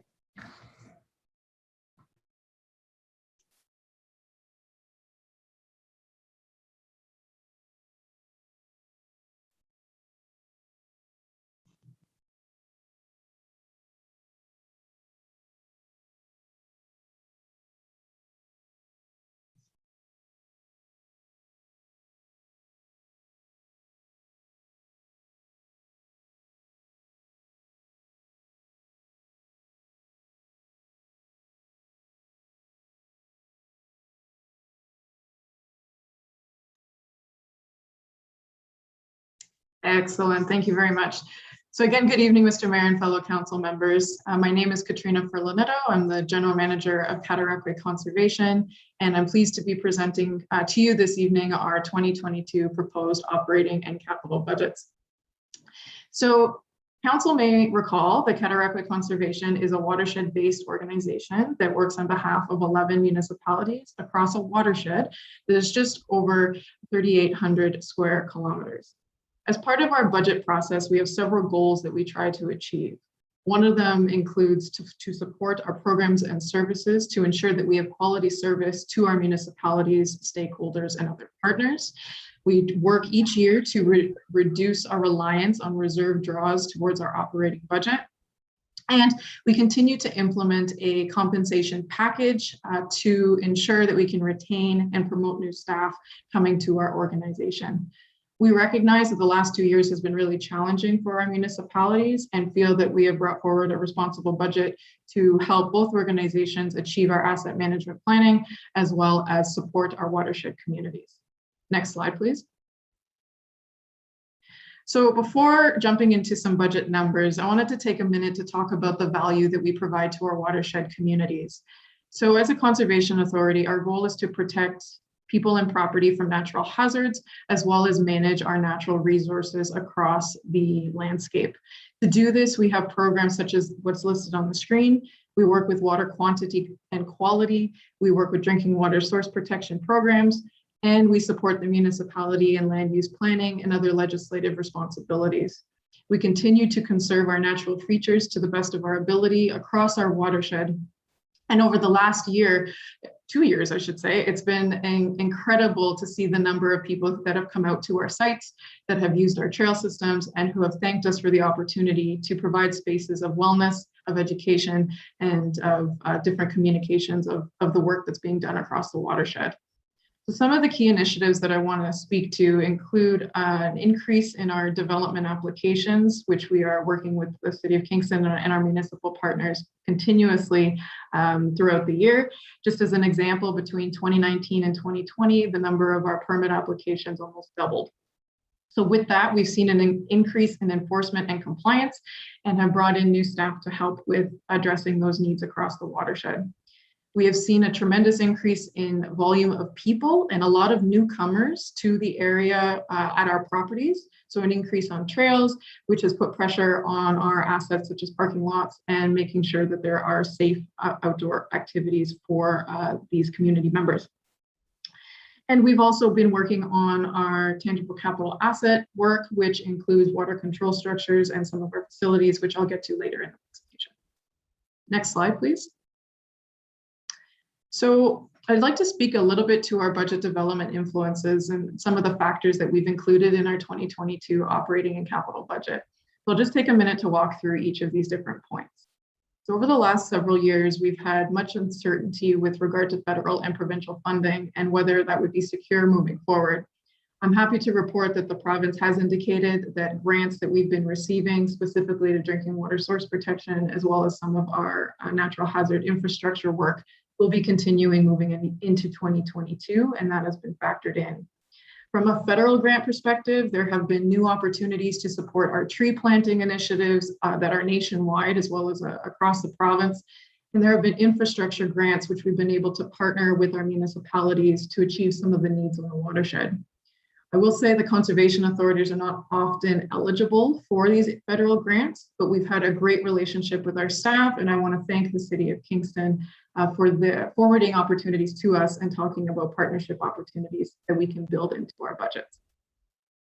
So we then factor in uncontrollable costs. As I'm sure the city is aware, costs such as insurance and benefits, etc., have increased more than what we have factored in previous years.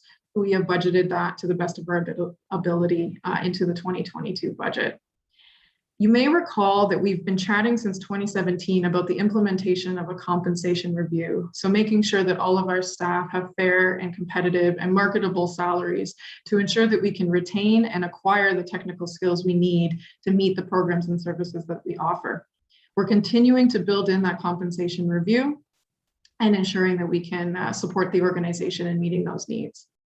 We then have our administration facility. So council may remember that last year we spoke about a feasibility study that we were undergoing to determine the future of our current administration facility at Little Cataraqui Creek Conservation Area. So I'm pleased to report that earlier this year, we've engaged our board as well as spoke to your mayor, CAO, and senior staff about a plan to move forward to lease space at the administration facility at Frontenac County. We presented a 20-year financial strategy and talked about some of the next few years and how we're going to use reserves and general levy to support this transition. This will not only support our staff, but ensure that we have the appropriate accommodations to achieve the work that we need to do. We are in the middle of developing a long-term capital asset management plan. We've brought forward a funded capital plan, which I will speak to later in this presentation, that talks about a lot of our trail management, property management, our 10 water control structures that help with our water level management across the watershed, as well as making sure that we update our facilities to meet the needs of our programs. And then lastly, you have COVID-19. So we've seen some benefits. We've had an increase in our development review fees and some of our self-generated revenue streams, which has supported much of our programming. We've also seen some challenges such as program stability. So we weren't able to offer our Maple Madness program, as well as a lot of our education programming.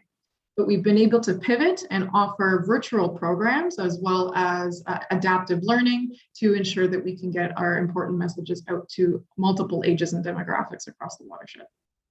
Next slide, please.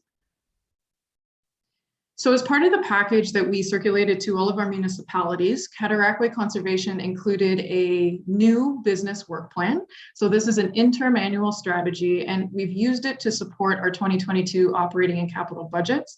So if you have any questions on our programs and services, some of the key initiatives that we will be implementing in 2022, and the value of these programs and services, I encourage you to read this document. It also outlines our budget process and the consultation opportunity that we provide our municipalities to provide input into this process. Next slide, please. So moving on to the numbers, our proposed 2022 operating budget includes a $5.36 million budget with an overall increase of 5.8% year over year. We have had an increase in our self-generated revenue as well as acquiring grants and other revenue streams. And so we've been able to mitigate that cost as part of our overall ask to municipalities.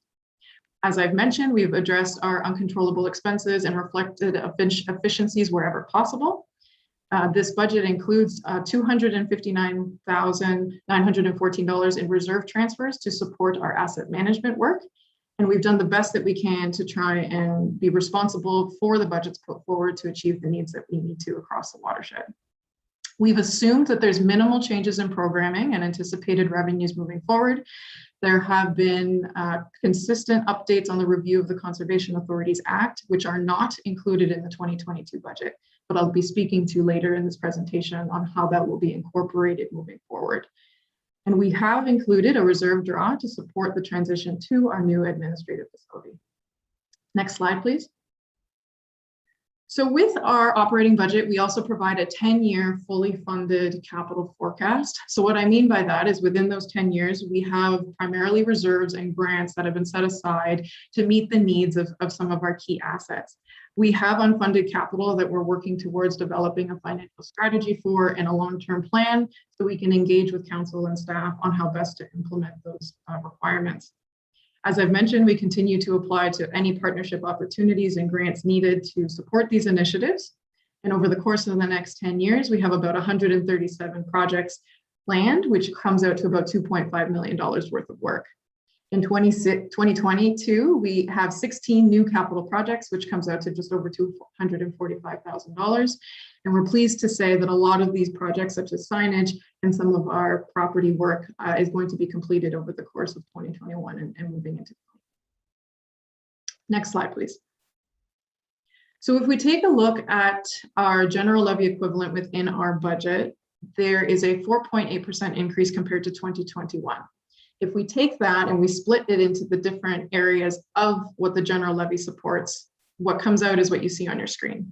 So our new administration facility, as part of our funding strategy, has included a 1% increase over the next several years, which comes out to approximately just over $23,000 to achieve this need.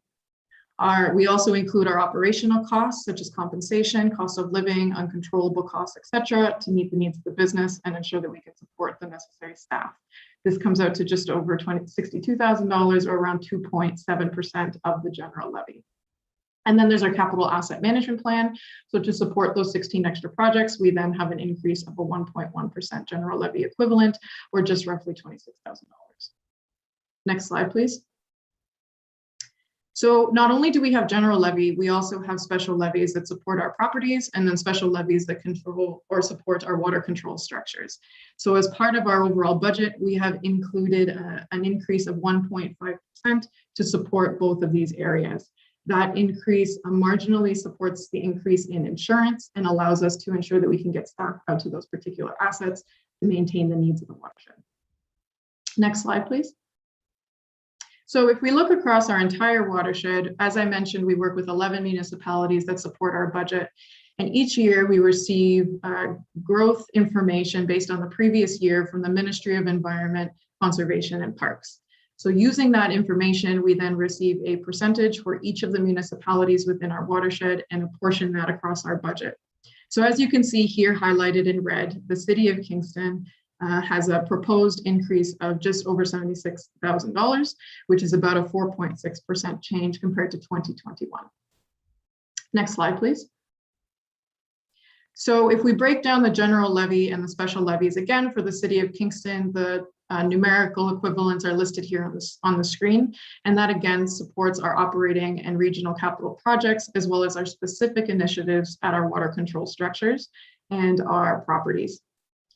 Next slide, please. So as part of our budget package, it was recommended by the City of Kingston and some of our other partners to include a multi-year forecast. So we took this back and used it to create a 5-year forecast where we were respective of the challenges that municipalities faced. And we also took into feedback from our board and our municipal partners that a gradual phase over time was the preferred approach versus a higher ask rate at the beginning. So as you can see on the slide, in 2022, we start off with a slightly higher ask, specifically for general levy. And we're phasing that in and slowly reducing it over time to help us come up with a sustainable base. Moving forward from 2026, we would then be able to come back to council and ask for modest increases similar to that of inflation. We then have done the same thing for special levies for both our properties and water control structures. You'll notice an increase starting in 2023 for our properties, and that's to support the operating requirements based on the volumes that we're seeing of people on our properties. And then that also helps with our transfers to reserves, which supports our capital needs. Similarly, for water control structures, you'll see that there's an increase gradual over time. And the reason for that is that our reserves and our operating costs for water control structures are significantly underfunded. We've completed condition assessments over the last several years to identify health and safety requirements, as well as studies that need to be done to support the work at these particular structures. And we are unable to achieve a lot of those recommendations based on the plan that we have today. So we'd like to increase the operating budgets to support our staff going out to these particular structures, as well as bring back a long-term asset management plan to talk about how we're going to achieve the needs over time. Next slide, please. So that leads me to looking ahead and where Cataraqui Conservation is going to work next. So as I mentioned earlier in the presentation, we have been undergoing a Conservation Authorities Act review through the Ministry of Environment, Conservation and Parks for several years now. And council and staff may recall that earlier in the fall, in October, the phase 1 regulations were released under this act. 3 specific regulations were brought forward, one outlining mandatory programs and services, which comes into effect in January, one that outlines the requirement to develop a transition plan and a programs and services inventory, which came into effect in October, and we are working through to develop those deliverables. And then the third being a consolidated regulation that incorporates the rules of oversight and conduct at conservation areas.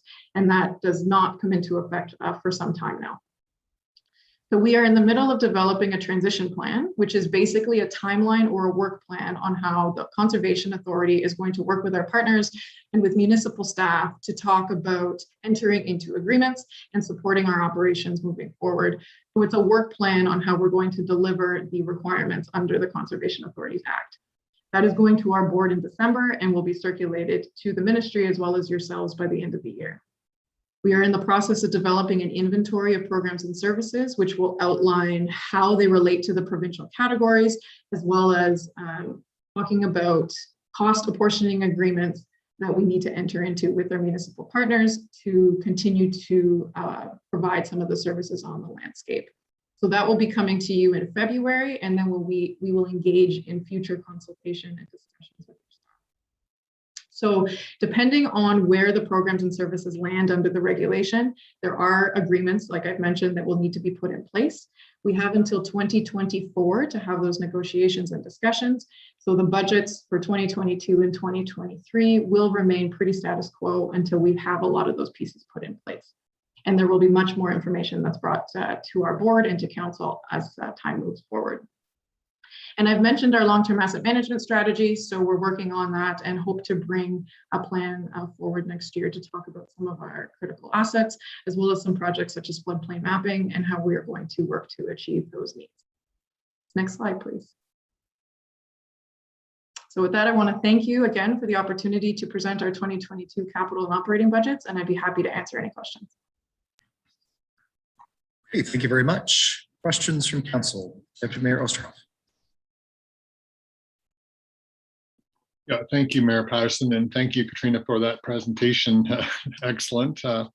Well done. Being on the board is a pleasure for me and a privilege to be there, and I learn a lot every time. And I just the context of my question is related to stormwater management, or watershed management. Sorry, watershed, and the importance of that. And then when we've commented and we look at special, potential underfunding, and that always kind of alarms me a little bit in light of what's happening on the west side of Canada and some unprecedented storms. What the question I wrote down was is related to budget and how you prepare for climate change and the whole area that you represent. It's massive area, and is that underfunding something? Is that a yellow light going off or a red light? And what risks are being exposed where flooding is imminent because of a lack of upgrading due to budget issues? So are there target sites that you know that are kind of ramping up in concern that we need to hear as a council, and for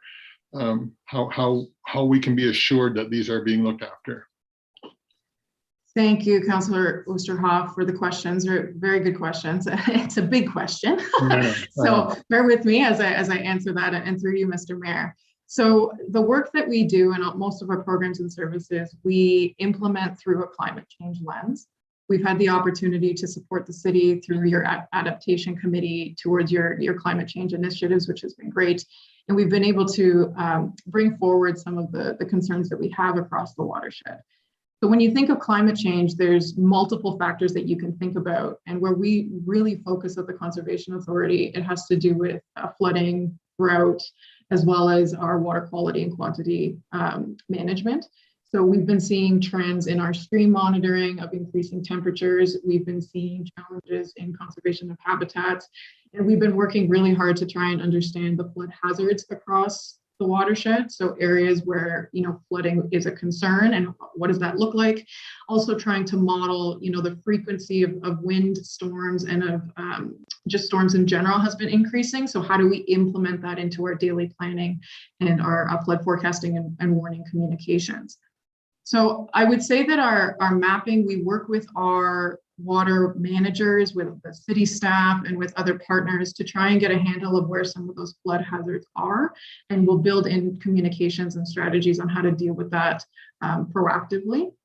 But where the challenge and the risk really lies is some of our capital projects. So what we're trying to do is we're trying to bring in grants and work on separate projects with the city to support acquiring the data that we need to implement the programs to address some of these concerns. So what I'm specifically referring to is floodplain mapping and some of the software and modeling that we need in order to support some of the flood forecasting and warning that we do. I would say that is underfunded, and we are looking for enhanced engineering to support that internally, as well as partnering with our conservation authorities to get there. We've completed strategies in order to recommend the next steps on how to achieve that gap. And the city may recall that we're also acquiring LiDAR, which is aerial imagery data to support our internal desktop analysis to help with some of that work. So we're slowly building up the funds and the capacity to do so, but we've had to do that more in a capital kind of aspect versus trying to build that into our operating. Thank you very much. I just thought it was important that we hear that, and that you're contemplating that, and that, obviously that we're on top of it. Thank you, Mayor Patterson. Thank you. Next is Councillor Neal. Thank you very much. And Councillor Oosterhoff stole most of my questions. But I did have a couple of comments with the climate change mitigation. I'm just wondering how much increase in tree planting you're going to be able to do, particularly in the greater Kingston area. Good question, and through you, Mr. Mayor. So it really depends on the quantity of trees that we're able to acquire. We are entering into new programs such as the 2 billion tree program that the federal government has announced, as well as the Highway of Hero programs through the province that we continue to partner with to work with landowners from properties that are 2.5 acres and above to plant as many trees as we can. We do survival assessments in multiple years to ensure that the program is successful. So I would say that where there's an opportunity to plant more trees, we have been working with lots of new landowners who are interested in providing that climate change mitigation, and that through these new programs, we've been able to capitalize to the best of our own capacity, putting those trees on the landscape. But it really does come down to whether there's product out there between the different nurseries and how they allocate that within the different organizations to achieve that need. Excellent. I'm just curious, have you had an opportunity to share some of that information with Kingston, the communications group, so we can get all of that information out on social media? Absolutely, and through you, Mr. Mayor, we've shared social media posts and we've provided information on our own account that city staff can also post, but we're more than happy to provide those statistics on an annual basis, and that way we can celebrate the really good work in tree planting that we've had within the municipality. Excellent. And I'm on the planning committee, and I know that often we rely upon Conservation Authority for our technical reviews. Mm-hmm. Are you comfortable with the kind of skill set of your employees in order to address those needs of planning? Good question, and through you, Mr. Mayor. So we've worked over the last year, if not 2 years, to increase the capacity in our planning and permitting role and in our technical advisory role. And I have full confidence that we have the right expertise in-house to achieve the needs to support municipalities in that Planning Act requirement. Where there's challenges has to come with volume of applications, and your staff have been wonderful to work with to make sure that we're on the same page, we're meeting the right timelines, and we're supporting each other for the legislative requirements. So should that change, we are able to adapt and build that into the budget as necessary. Excellent. Thank you very much. And I look forward to rejoining the board. That's great. We look forward to having you. Next is Councillor Chappelle. Thank you, through your worship. Katrina, it's always a pleasure to hear your presentation. I'm very passionate about source water protection, and I'm glad you highlighted that in tonight's presentation. One of the comments that you mentioned is the doubling of the number of land use planning applications you've had to deal with. And so I'm pleased to see that you're looking for additional support from the City of Kingston. But in addition to that, some pressures that are being forced upon you from the City of Kingston are dealing with issues like the spa, issues like the McAdoo Lane, and issues like the pending discussion that's happening around the Inner Harbor. And so many of these applications require significant oversight from the skill set of perhaps a hydrogeologist. And I did not see any inclination that you're looking to hire a hydrogeologist to undertake these functions. And so I'm wondering if the City of Kingston is causing such consternation for your center, maybe there should be an additional levy specifically for the City of Kingston so you can hire staff to fill that role. And I was just wondering on your perspective on that.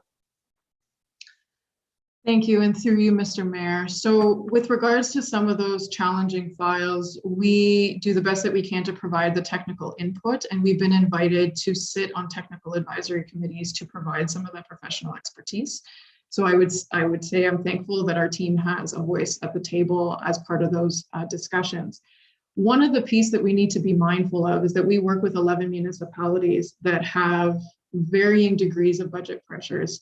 So when we talk about staff, we've had to do risk analysis on which priority positions we need to fulfill our overall mandate and our programs and services. At this time, although a hydrogeologist is wonderful to have on site, we just don't have that capacity with the levy that we have. If that's something that the city would like to negotiate through cost sharing agreements, and as we talk about programs and services moving forward, I'm very open to that conversation.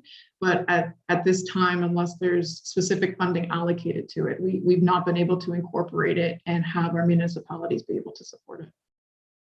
I certainly appreciate the sensitivity for some of the smaller municipalities around, but since the bulk of the work is coming from Kingston, I'm pleased to hear that you'd be open to the city perhaps compensating for those costs to have that professional level of service that you would require. Do you have any idea of what kind of budget you would require if the city was to make an additional contribution specifically to help person that role? And it could be just a rough estimate. I'm not holding you to anything. I'm just thinking out loud. Good question, and through you, Mr. Mayor. So there are hydrogeologists in our neighboring conservation authorities, which we've been able to partner with and meet some of our needs in the interim. But if the city of Kingston specifically is interested in that type of position or a program with a hydrogeologist leading some of those initiatives moving forward, we would have to do a compensation review for that position to try and get a sense. From what I've seen so far, to be competitive, it would be upwards of the $90,000 to $100,000 range. Okay, thank you very much. I appreciate your insight. Thank you. Next is Councillor Kiley. Thank you, Mayor Patterson, and through you, thank you, Ms. Furlanetto, for the presentation. I'm wondering if you could speak to us about the proposed transfer to reserve funds. This is very similar to a question Councillor Boehm asked in another briefing. In this time when we're asking all agencies to stick to a modest budget increase, the CA, for the reasons you've justified, has about doubled that. And I'm wondering why, in light of that, there would be money being set aside to reserves at this point. Could you speak to that a bit further, please? Absolutely, good question, and thank you for that. So through you, Mr. Mayor, we have increased our reserve transfers to support our capital program. So we have facility condition assessments that we've completed for our 10 facilities that need to be updated. We have the transition to the administration facility, which, as I mentioned, is a 20-year financial strategy, but does require an increase in our reserves to support that transition. So we've been trying to build that capacity up over the next couple of years so that we don't have to rely on a significant increase of general levy to support some of that work. Our water control structures, as I've mentioned, have a significant need in order to meet the minimum requirements to operate those structures. They were built decades ago, and we're starting to find that there are structural aspects that are failing, and want to ensure that the health and safety requirements for our staff who are operating those structures are met. Other areas such as our trail maintenance, our Cataraqui trails at Lemoyne Point, some of the shoreline work on that property, as well as some of the parking and the road infrastructure. As if you've been out to that property, you can see it needs some support. And so those transfers are able to help us meet those needs so that we can provide those amenities sustainably, as well as for the long term for our community. Thanks so much. Okay, are there any other questions? Councillor Hutchison.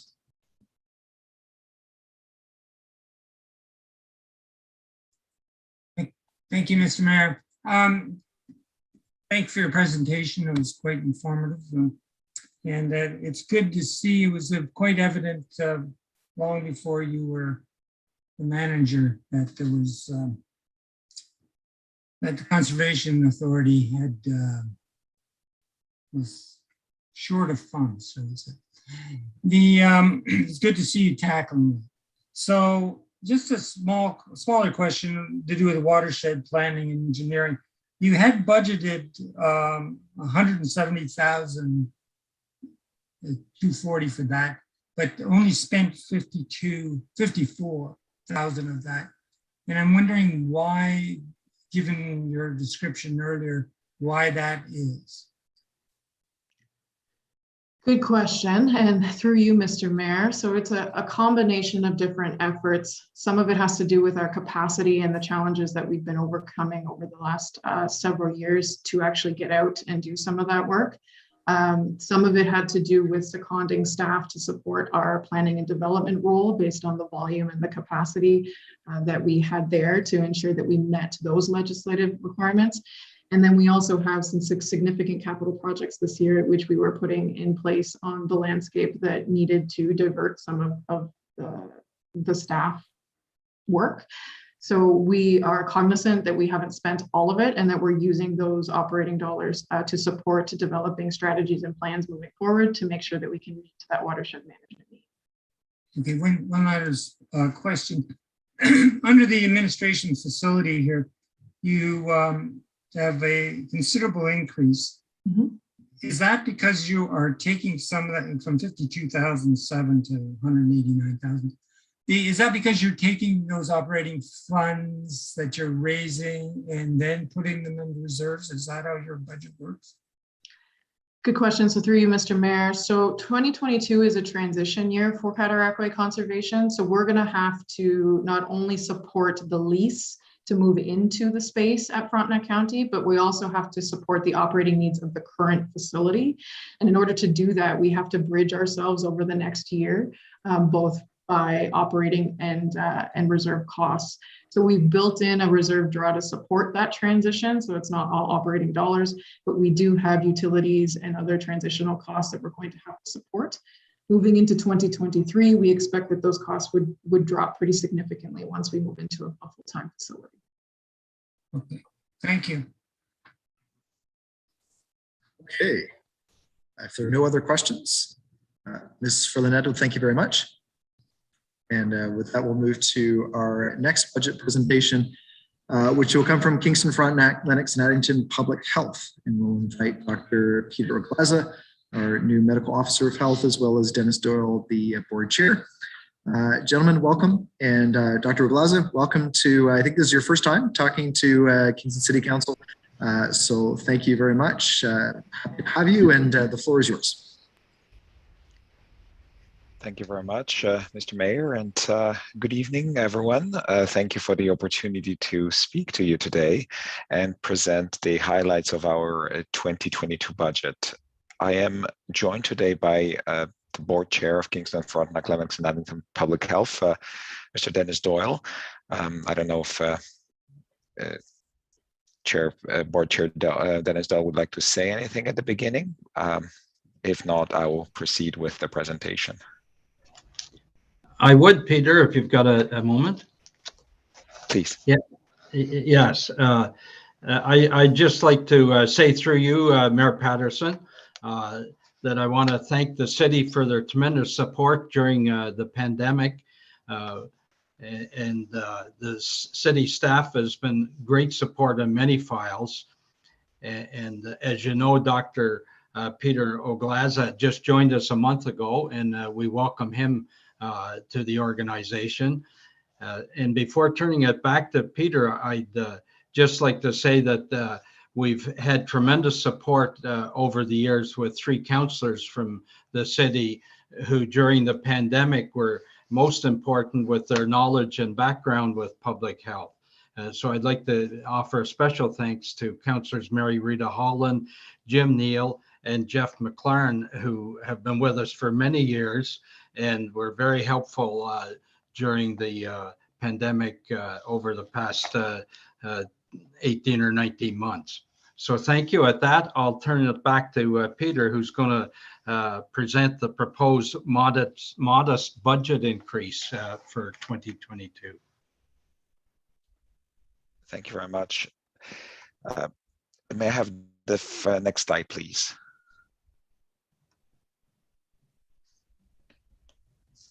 So over the course of this pandemic, it became very evident that many local public health agencies and KFLA Public Health was one of them certainly as well, that noted that the demands of pandemic have challenged us in ways that we have not been challenged before.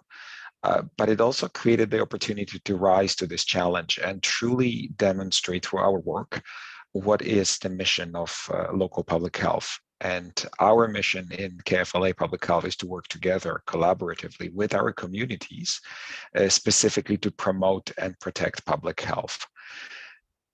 We are still in the pandemic response mode. This has been probably one of the longest running emergencies than I certainly remember in my memory, but also my much more experienced colleagues have mentioned that on many occasions, that it is by far the longest emergency we've been involved with. It's already been nearly 2 years, and we are currently going through that fourth wave already of the pandemic.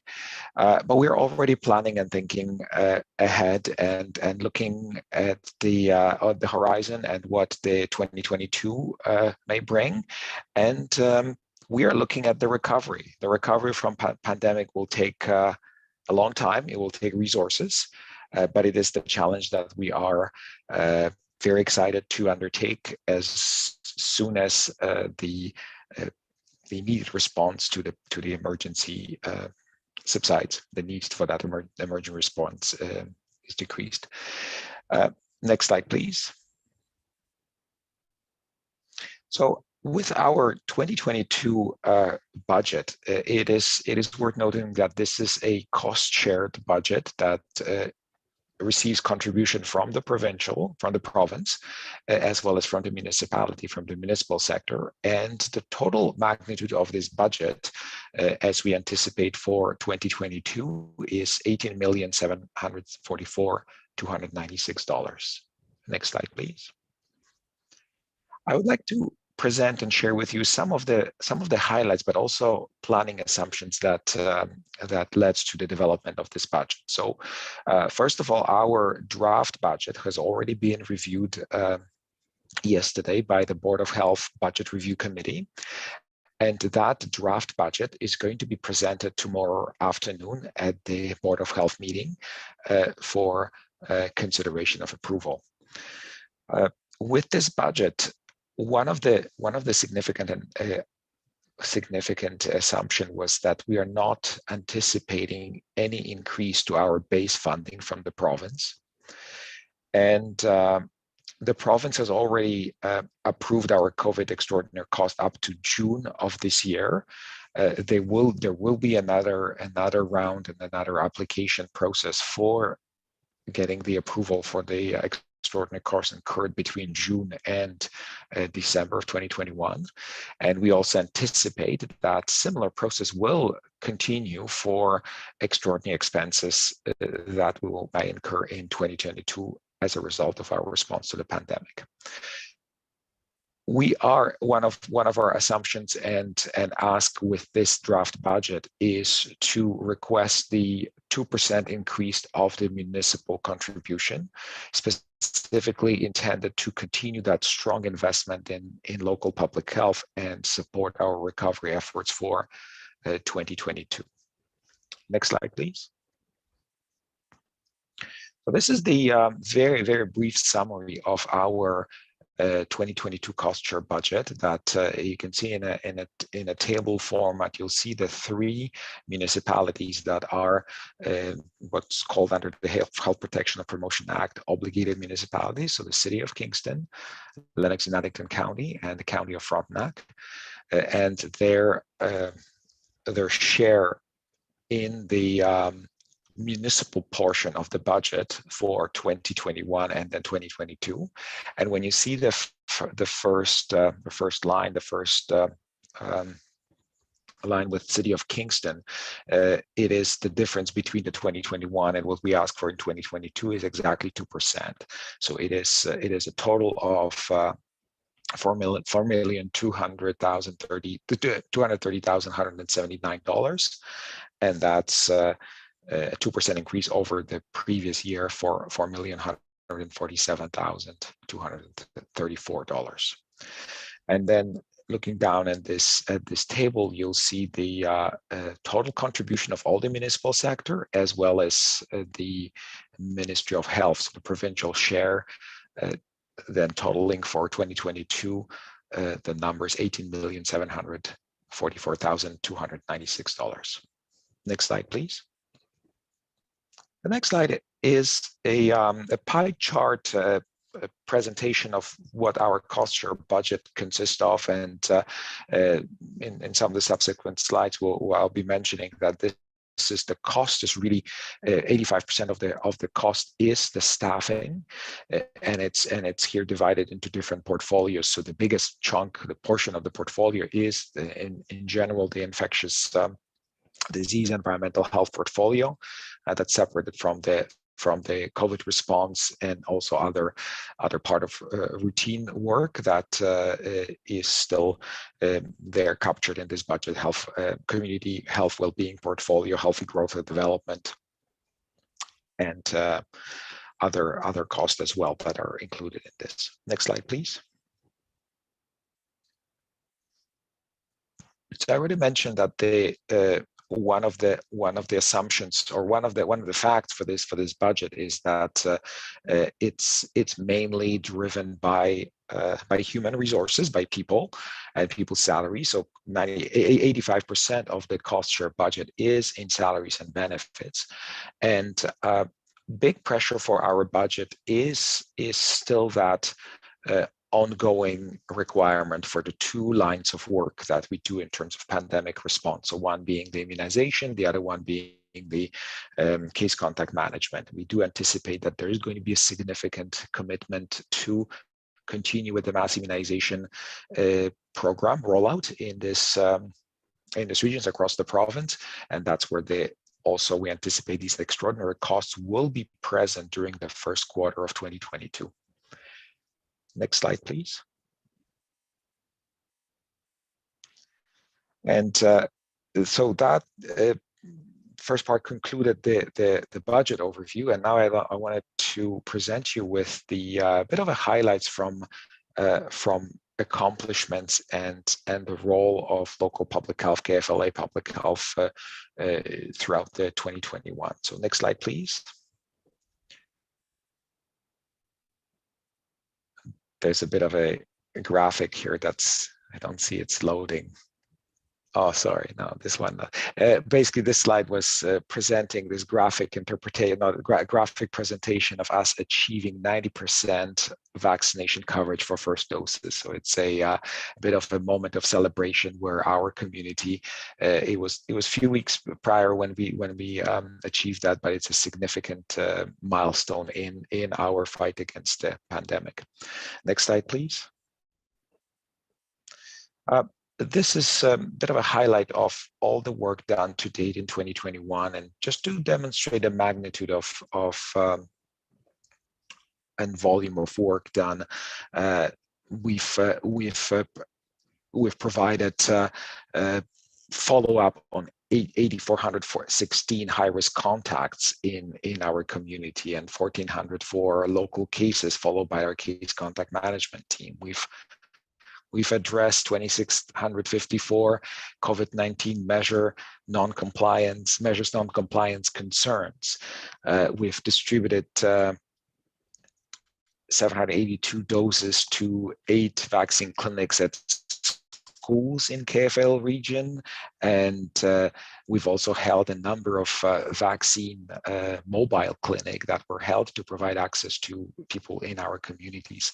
We've also responded to the community need for communication and for hearing inquiries, providing information, and that was through our call center that we've answered 25,000 calls that were or calls, emails, text, in-person inquiries that were directed to our COVID-19 call center.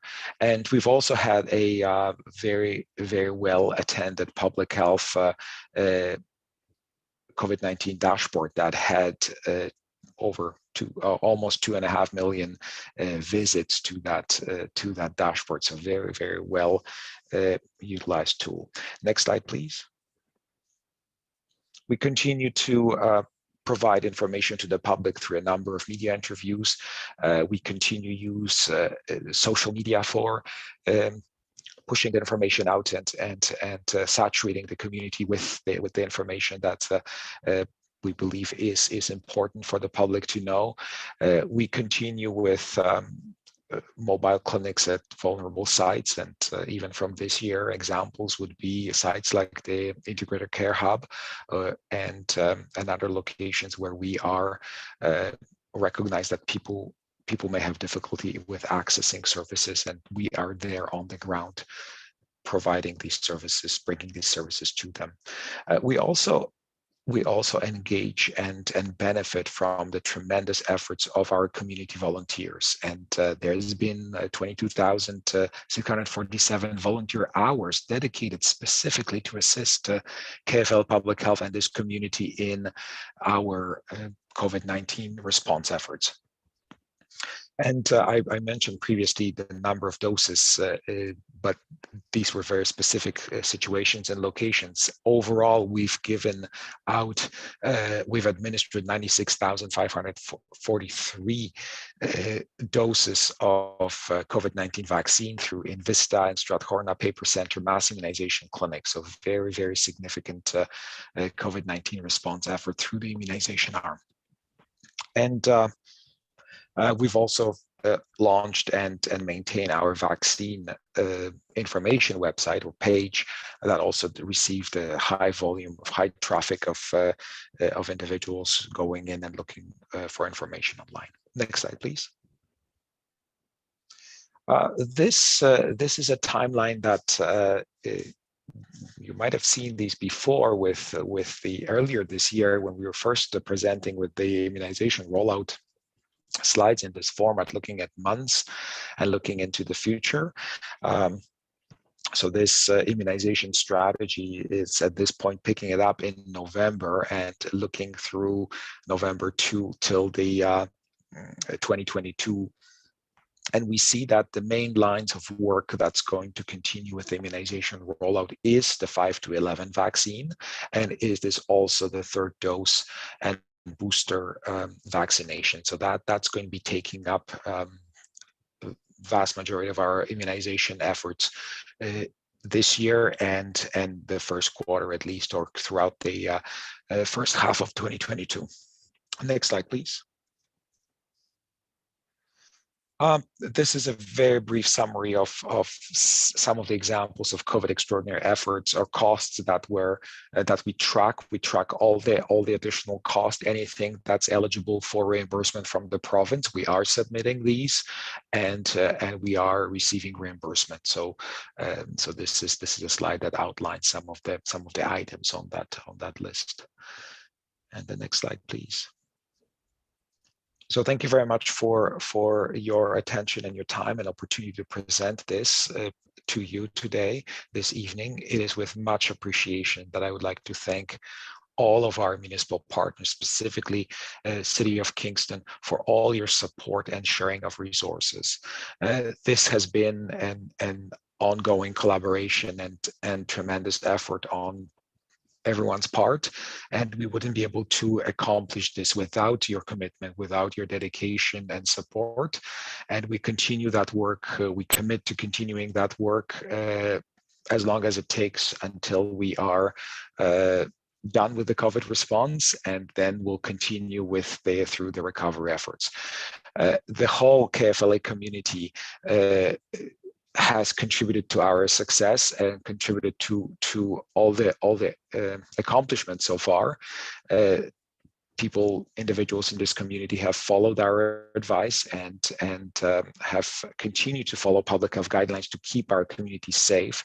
And even though at times the virus appears to be it appears to be in the lead, and we certainly see that with the fourth wave, where the case counts are rising. But it is through the tremendous efforts of this community and everyone doing their part that even though we see a significant spike in cases, there's a high proportion, high number of people in this community who are protected, who are fully immunized, who've done their part, continue to follow public health measures, and with their help, with help of everyone in this community, we will get through this and we will be on the path for recovery in 2022. Thank you so much. Okay, thank you. Are there any questions from council? Councillor Hall.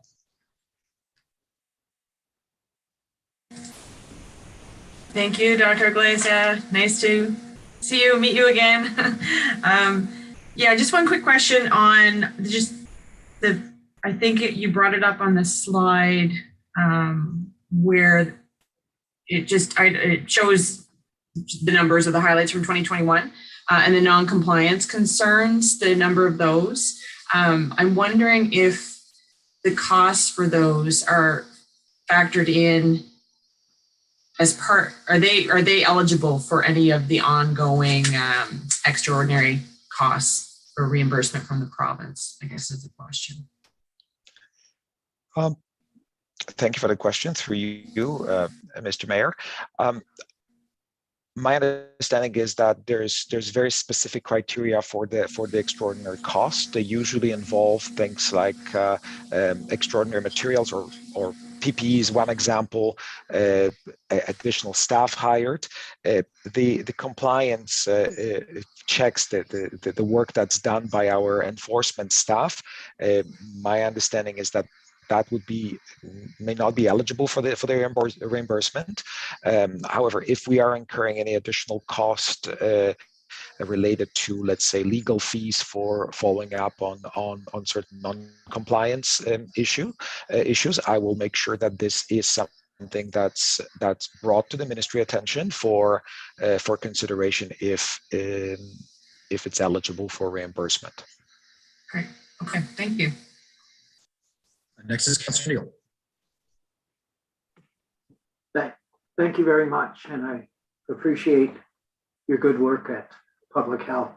My question is concerning the provincial flow of funding and the percentage. I know originally the Public Health was supposed to be 25% municipal and the balance being covered by the province.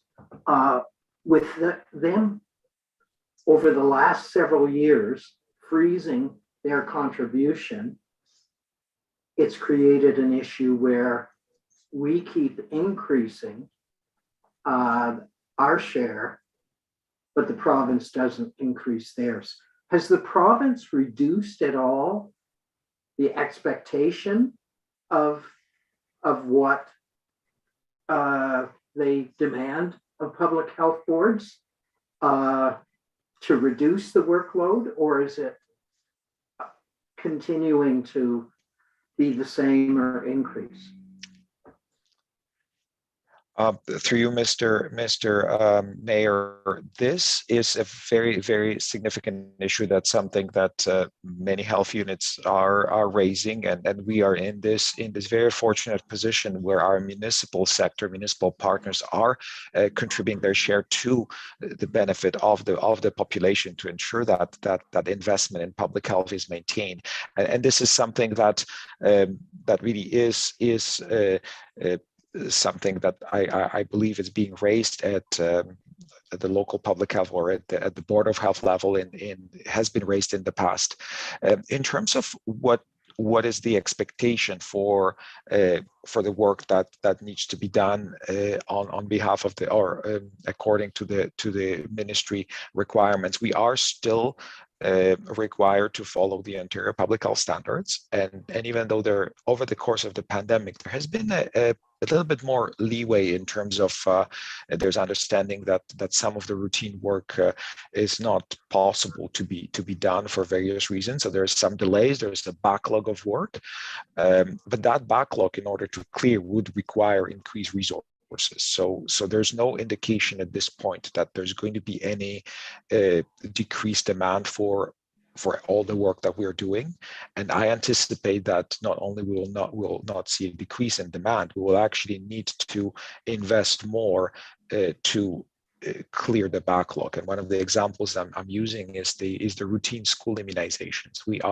We continue doing those, and we've continued doing those throughout when the schools were in sessions. And there's options for these immunizations to do for parents, for children, to book through public health. But when it comes to then clearing the backlog of at least 2 cohorts who have not received that typical school immunization, it's going to take effort more than a normal year would. So that's the investment in just that one team. And there's many other examples where similar backlog is generated. So very good question. I don't have a answer how to resolve this, but to specifically answer your question, there has not been a reduction in expectations for that, for the work that's needed to be done. Which brings up my final question. With the children's dosage being approved for COVID-19 vaccinations, which I think is an excellent idea, and with the backlog, are you being able to work collaboratively with the school boards to actually do on-site immunizations? And when do you feel that'll get rolled out?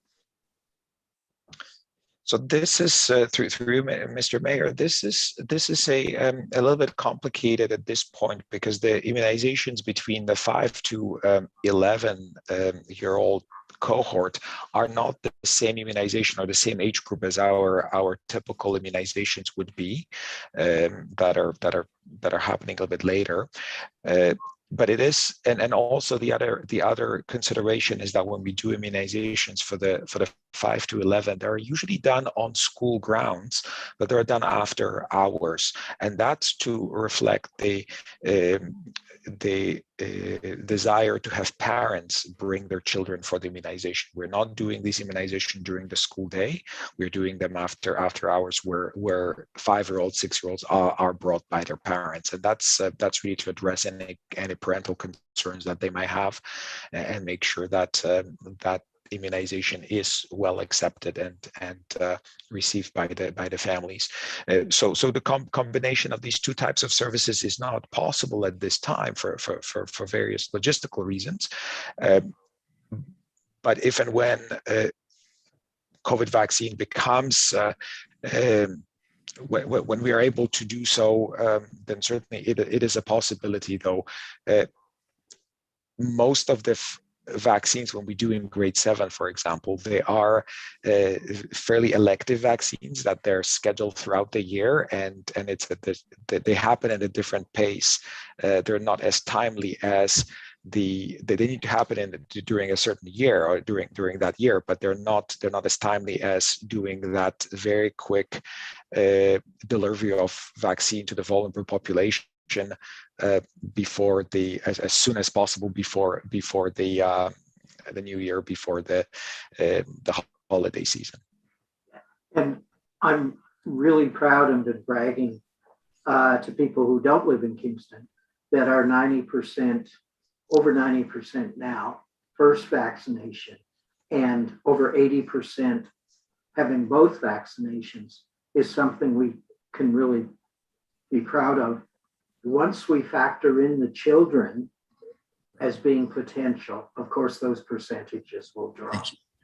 Okay. Thank you. Thanks, Councillor. Are there any other questions just on the budget? I know we could talk about COVID-19 and vaccinations for a while, but I'm just mindful of our time. Any other questions on the budget? Councillor. Thank you. Through you, Your Worship. Just this is about resources, about adequate resourcing right now. So we have been seeing a resurgence in this community, and I saw some tweets, for example, from parents who were concerned that they couldn't get their child in to get tested because there was a lack of availability of bookings. Do you feel right now that you're adequately resourced to meet the challenges of this resurgence? And if you need more, what would you be looking at in terms of budget requirements? Thank you. Through Mr. Mayor, I feel that at this point we are adequately resourced that aspect of the response. One thing to mention, we are looking, our challenges in terms of resources at this point are not necessarily with regards to the funding, they're with regards to human resources, and we have difficulty filling positions. It's because there's a shortage of personnel, and it is something that many organizations are facing. So that's one aspect. When it comes to resources such as testing, this is something that's done through Ontario Health, and I'm aware that there's been already some expansion and more availability, as well as there's going to be new lines of testing in the community that comes through either the schools and take-home kits, which we will be assisting with rollout, as well as through the pharmacy rollout of vaccination. And I heard today that there's going to be a total of 29 pharmacies in KFLA region that already agreed to be sites for testing, and 10 of them will be in the city of Kingston. So there's more resources on that front coming, but in terms of the support for local public health, at this point, we have sufficient resources thanks to your contribution from previous years and for the upcoming year. Okay, thank you. Are there any other questions? Okay, Dr. Baza, thank you very much. And with that, we'll move to our next budget presentation from Kingston Access Services. And we'll invite Trevor Frey, the Executive Director of KS, to take the floor and walk us through the presentation. Mr. Frey.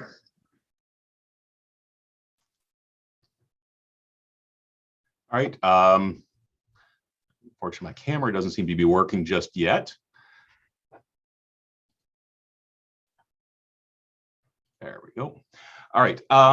Thank you, everybody, members of council and city staff, for the opportunity to present our 2022 budget and funding request. Certainly similar to this year, there is a high degree of uncertainty in terms of what the next year is going to look like for us. Next slide, please.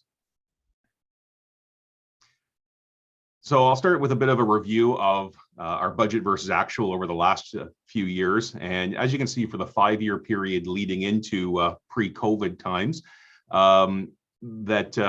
we were, for the most part, right on budget, only off by 0.2% over that time, $22,000 deficit on a nearly $14 million operating budget. And then in 2020, obviously COVID happened and we had a very large surplus in 2020, of which we returned $400,000 of that to the city of Kingston. And then $235,000 went to our operating reserves. For 2021, we are projecting to have again, a very sizable surplus, and in talks with the Treasurer's Office, upon completion of our audit early next year, we'll be returning to that surplus to the city of Kingston in one form or another. Next slide, please. So for us, everything begins with our passenger counts. And the green line there, you can see where we are each month in 2019 for passenger counts. 2020 in red starts out January and February. Things are going along pretty well normal. And then obviously mid-March, COVID happens. A lot of programs and such started shutting down. You can see the significant drop off that did happen. And while it started to climb back up the end of last year, then in January and April, we saw decreases again as closures came back into effect. I can say that September of this year was the first time that our ridership has exceeded 50% of what would be our normal pre-COVID ridership since COVID happened. Next slide, please. And as I mentioned earlier, a lot of the community programs and stuff like that we provide transportation to, they were either closed entirely for parts of 2021 or they have reopened, but with limited attendees for the remainder of the year. Pretty well across the board, doesn't matter what the trip purpose is, we've seen decreases, and you can see on the slide there some of the more popular locations that we tend to take people to, the decreases that we've seen in 2021 thus far versus the same period in 2019, decreases anywhere at the 60, 70, 80% range. Next slide, please.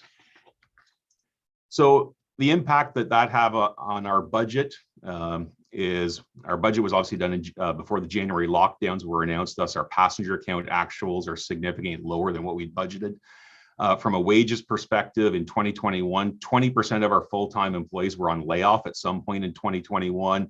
And we still have 10% of our full-time positions open due to retirement. They haven't been filled yet. We started bringing back some of our part-time drivers for limited hours, but we still have some drivers on layoff. And we are continuing to operate with reduced hours in office. Next slide, please.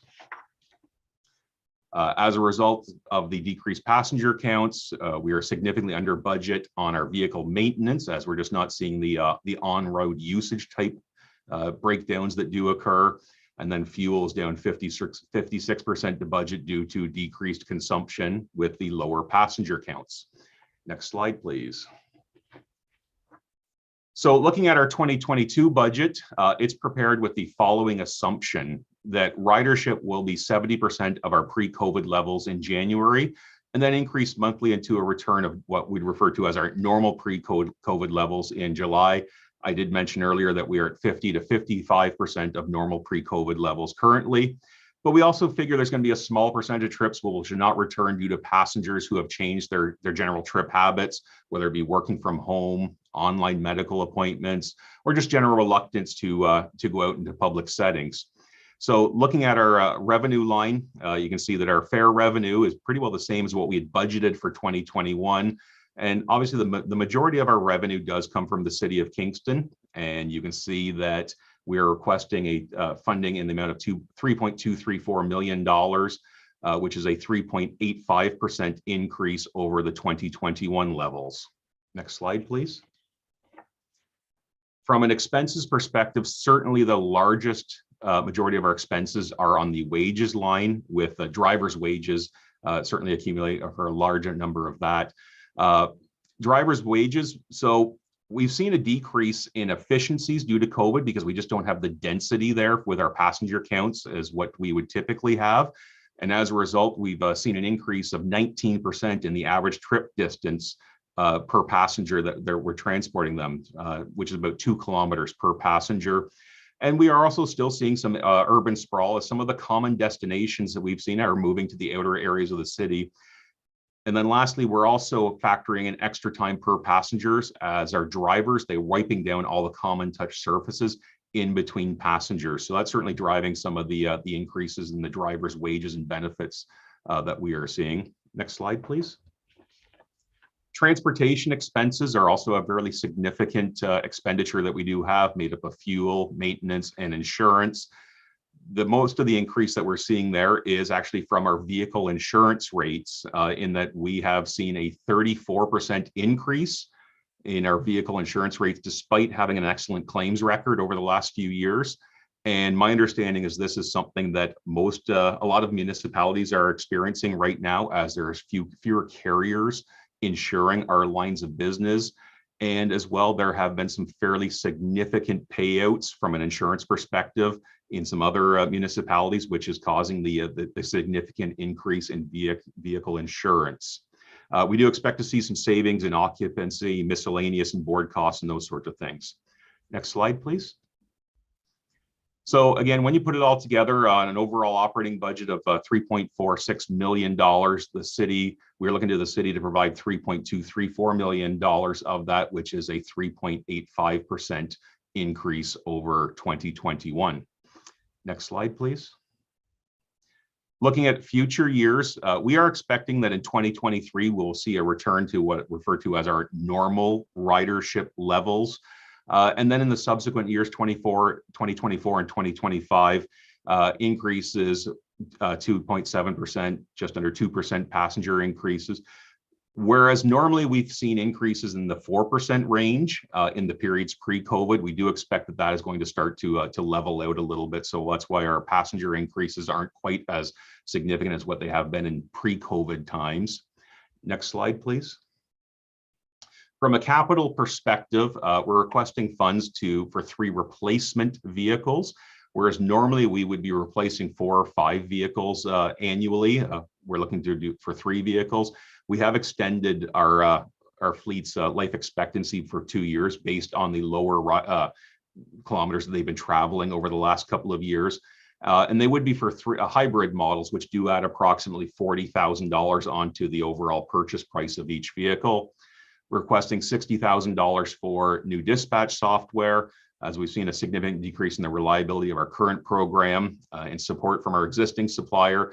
And I've been in contact with several other Ontario municipalities who are using the same dispatch software as ours, and they're experiencing the same frustrations that we are having.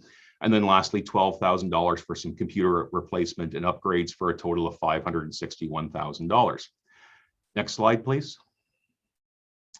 So this is the 12th year that I've done my budget presentation, and I think every single year I've ended it with the same slide, basically giving an update on what is potentially upcoming from an AODA perspective that would have a big impact on us operationally and financially. And I can report that at this time, there is no current or pending AODA legislation that would have an impact on us operation or financially.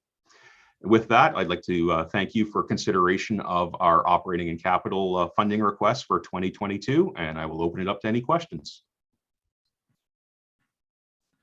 Okay, thank you very much. Are there any questions from council? Councillor Doherty. Thank you, and through you, Mr. Mayor. Thanks for the presentation. Now, like in your budget, you explained that you're returning 400,000 to the city as an operating surplus from 2021. I'm just wondering if there wasn't a way of, and you're anticipating another surplus. So is the 3.85 increase in your request, is that absolutely necessary if you're anticipating a surplus? I think Ms. Kennedy wants to jump in on that one. Thank you to you, Mr. Mayor. So yes, I thought I could start, and certainly Mr. Frey might want to add to this, but Mr. Frey and I did have numerous conversations about that, Councillor Doherty, and whether there was the opportunity to lower the 2022 budget request. The challenge with that is that if you start to impact your operating budgets, it's not, those surpluses aren't sustainable, and so we end up with a problem in future years. So what we have done, what we did in 2020 surplus, and what we're looking at, and we'll have further conversations as 2021 wraps up, is putting that money, one of the options is to put that money into the Kingston Access Bus Capital Reserve Fund. That can help either future requirements for capital, or if we have enough in that reserve fund, then it can actually impact the operating budget by reducing the future amounts that we'd have to put in there from the operating budget each year. So in a roundabout way, it does actually end up impacting the operations at the end of the day. So we'll certainly have further conversation as 2021 wraps up in terms of what the best strategy is for using those surplus funds. Great, thanks. Next is Councillor Chappelle. Yes, thank you, through your worship. Actually, this question can be related to the comments that were just provided by Ms. Kennedy. With a surplus of approximately $400,000, could some of that be earmarked to the Kingston Area Taxi Commission so that they can renew their fleets of accessible taxi cabs? Because not everybody utilizes the service. That is certainly, I think, more important for those who are really less mobile, but there are still people that require some handy transit and have to utilize the Kingston Area Taxi Commission, both Amy's and so Councillor Chappelle, so that would be, that's a fair question of staff. I don't think that's a fair question for Mr. Frey. No, that's why the question led to that one. Right. So why don't we put that one on hold, just because we're just dealing with budget presentations from the external agencies. If I'll ask you to hold that one, and it's obviously something that would be fair game to ask Ms. Kennedy when she presents budget tomorrow. Any other questions for Mr. Frey? Okay, very good. Thank you very much. Thanks. So folks, it's 8:38. We have 3 more budget presentations still to come. So I'll propose we take a 10-minute recess. We'll reconvene at 8:48 and start in with our next presentation.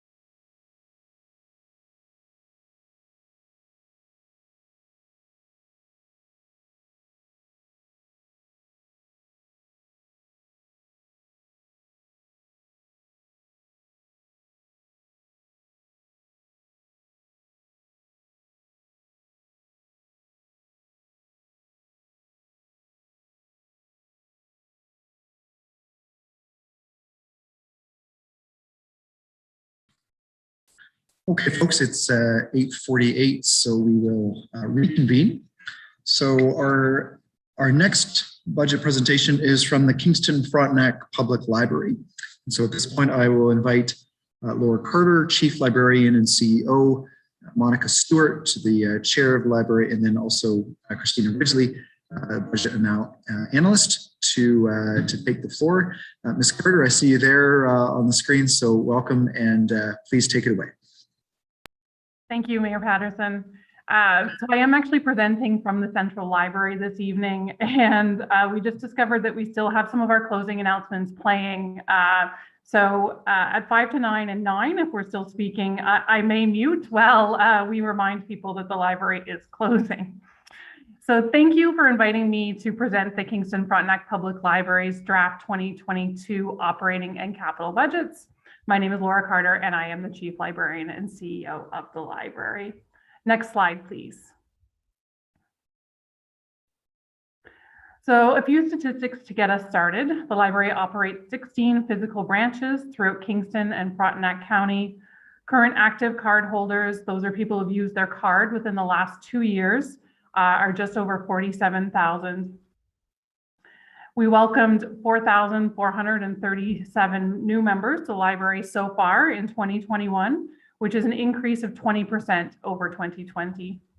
We've lent just over 1 million items, both physical and virtual, so far in 2021, and continue to see growth in use of our digital collections. Next slide, please.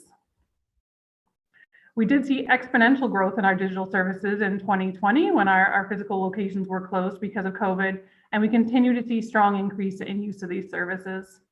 We added Canopy for movie streaming in early 2021 and are expanding access to French ebooks and French e-audiobooks through a product called Cantook Station in the spring of 2022.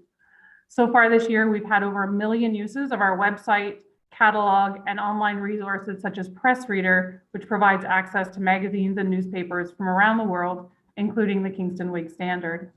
Next slide, please. Looking ahead to strategic directions for the library, we're in the midst of analyzing the feedback received through a branch services review survey conducted in October. That data, along with visitor counts and borrowing patterns, will inform recommendations to the library board for adjustments to branch hours in early 2022. We're about to release an RFP for a new facilities master plan that will lay out an inspirational vision for how the library's built form will transform over the next 10 to 20 years. We use the feedback gathered during the facilities planning process to help inform a new strategic plan for the library. Next slide, please. So the next few slides discuss how some of the library's 2022 programs and services support municipal priorities and council's strategic directions. I'll highlight 1 or 2 of the items on each slide, but I'm happy to discuss any of the rest of them during questions. So fostering vibrant spaces and healthy citizens is perhaps the direction where the library best fits. We have a long-standing relationship with the Kingston Indigenous Languages Nest and have been providing resources and programming support this summer and fall at the Sovereignty Gardens. We look forward to continued partnership with them and other Indigenous community members while we provide space, collections, and programming. Next slide, please. We engaged the community in August 2021 to get feedback on green space enhancements at the Calvin Park branch. There was strong interest in a community garden for that site expressed in that survey. A second survey revealed overwhelming support for the library to develop the garden as part of Loving Spoonful's Community Harvest Kingston project. One of the survey respondents had this to say: "The library supports the Kingston community, especially the most vulnerable, in many ways already. So adding a community garden partnered with local organizations who help those with food insecurity just makes sense." We're grateful for our partnership with the health unit, who has provided us with radon detection kits, and those are now out in over 30 households in Kingston Frontenac, assisting residents in measuring radon levels in their homes. Next slide, please. The library will continue to work with community partners such as the Sisters of Providence, Sustainable Kingston, and the city itself to educate our communities on climate change and to support climate action in our communities. Next slide, please. The Central Branch's Create Space provides a variety of equipment to help people learn new skills, connect with local makers, and accomplish tasks they might not be otherwise able to do on their own using our video editing software, for example. Our 3D printer is now available for self-service printing, so people can come in, learn how to use the technology and the software to print their own pieces. Our KFPL Live speaker series featured financial literacy workshops in 2021, and that will continue in 2022. Next slide, please. We are reviewing membership policies and borrower categories with a view to increasing access to the library for youth. And our extended hours project will drastically increase the number of hours that patrons can access library services at the Pittsburgh branch. I'll explain more about this when I talk about the library's capital budget requests. Next slide, please. So just a brief reminder of the way that the library is funded. It's roughly an 87-13 split between the City of Kingston and the County of Frontenac. Next slide, please. So outside of that 87-13 funding formula are facilities costs. The city provides funding to operate and maintain the 5 city branches, and the 4 townships provide and maintain the 11 branches in the county. We also receive an annual operating grant from the province, which you see factored in on my revenue slide coming up. The past practice has been that all capital budget items for city branches have been included in the library's capital budgets. Going forward, the library will continue to request funds for functional or operational capital items, furniture and equipment replacement, for example, but larger capital projects will be included in the facilities and construction management services budget. Library staff have been working closely with staff from FMCS since the Central Branch renovation project. Next slide. So I've outlined some of our budgetary challenges, similar to everyone else: increased costs because of the pandemic, rising service agreements. A lot of publishing actually comes out of the US, so we're impacted by the Canadian dollar. And the rising popularity of our digital services comes at a cost as well. Libraries continue to advocate for fairer pricing for ebooks and other licensed content. While a consumer may pay $10 or $15 for an ebook, libraries are charged far more. $60 for one ebook license for the new Louise Penny and Hillary Clinton book, for example, and $140 for a digital audiobook copy of that same title. Multiple copies need to be purchased to satisfy demand, and they must. Attention patrons, in 5 minutes we will be closing.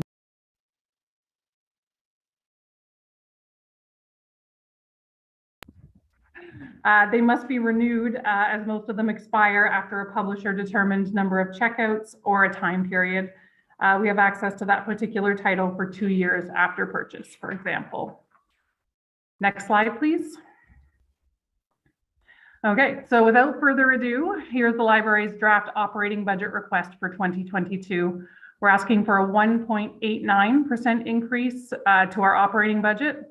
That represents an increase of $154,431 over 2021 for a total budget of $8,331,648. Staffing costs comprise approximately 74% of the library's expenditures and are driving the increase. We're asking for a 2.15% or $130,605 increase for salaries, wages, and benefits. We've asked for 1.4% increase to system-wide costs and collection materials in an effort to keep up with inflation while achieving the targets set by council. We have intense pressures on these budget lines as our service contracts and collection materials prices are outpacing the increases, ultimately resulting in a loss of buying power. Facilities costs for the city branches, we're looking at a 0.21% increase. That's based on the actual costs of utilities over the last few years. And again, we're looking at a slight decrease in some lines, again, to meet the targets set by the city. Next slide, please. The 1.89% increase in our operating budget represents a 2.01% increase or $137,028 increase in city contributions over the previous year. We are forecasting a slight decrease in self-generated revenue, which includes facility rentals, charges for damaged materials, printer and photocopier revenue, and donations to the library. So the city's portion of our 2022 operating budget would be $6,948,848. Next slide, please. We're asking for $334,500 in capital funds from the city for 2022. This includes facility repairs, technology and equipment upgrades, and branch revitalization. Next slide, please. So branch revitalization does include the extended hours project proposed by the Pittsburgh branch. We're also looking at some funds for community engagement as part of our facilities master plan process. Next slide, please. So the extended hours project is intended to supplement existing hours and provide additional opportunities for people to access the library outside of the regularly staffed hours. Staffing reductions are not planned as a result of this project. Modeled after successful installations in Hamilton and Toronto and a forthcoming installation at the Essex County Library near Windsor, patrons would enter the library during extended hours by scanning their library card and entering their PIN on a door keypad. Using self-service technology, they can borrow and return items, use the library's computers or Wi-Fi, and use the library space to study, tutor, meet, or collaborate with others. A video phone allows patrons in need of assistance to contact library staff working at other branches, and video surveillance is used to monitor the space. In order to access the extended hours, patrons would register for the service, ensuring they agree to the terms and conditions of the service, which include things like the responsibility to use library resources appropriately, to not allow entry to other people, and other terms and conditions, also acknowledging that there would not be staff on site all the time at the library. So the Pittsburgh branch's regular hours are 38 hours a week. Implementing the extended hours project could bring that up to 60 hours of service a week, an additional 22 hours. The Pittsburgh branch was chosen for this pilot as the library's planning documents point to a need for increased space and hours in Kingston East. Renovation and expansion is planned for the Pittsburgh branch, and an increase of this magnitude is well beyond the existing operating budget constraints within which the library is working. Next slide, please. So agencies are asked to submit operating budget projections for the next 3 years when we submit our... The library is now closed. Thank you.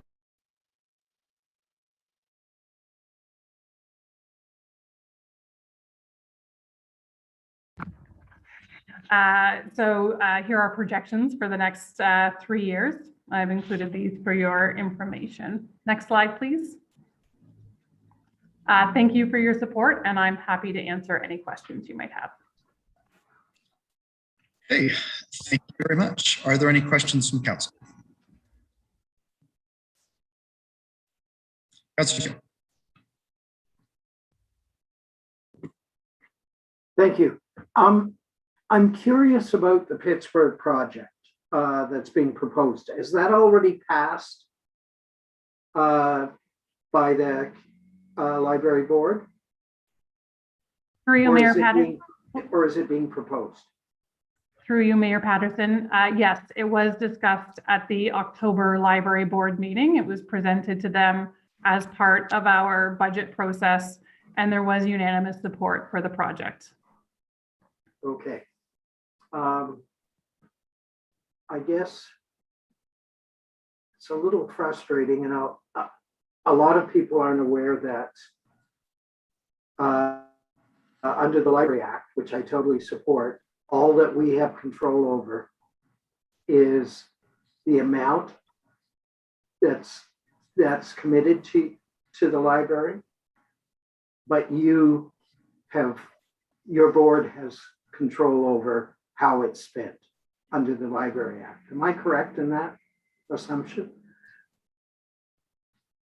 So I can answer that one. It might be awkward for Ms. Carter to answer that directly, but yes, that is correct, Councilor. So frustrating. Thank you very much. Thank you. And next is Councilor Hutchison.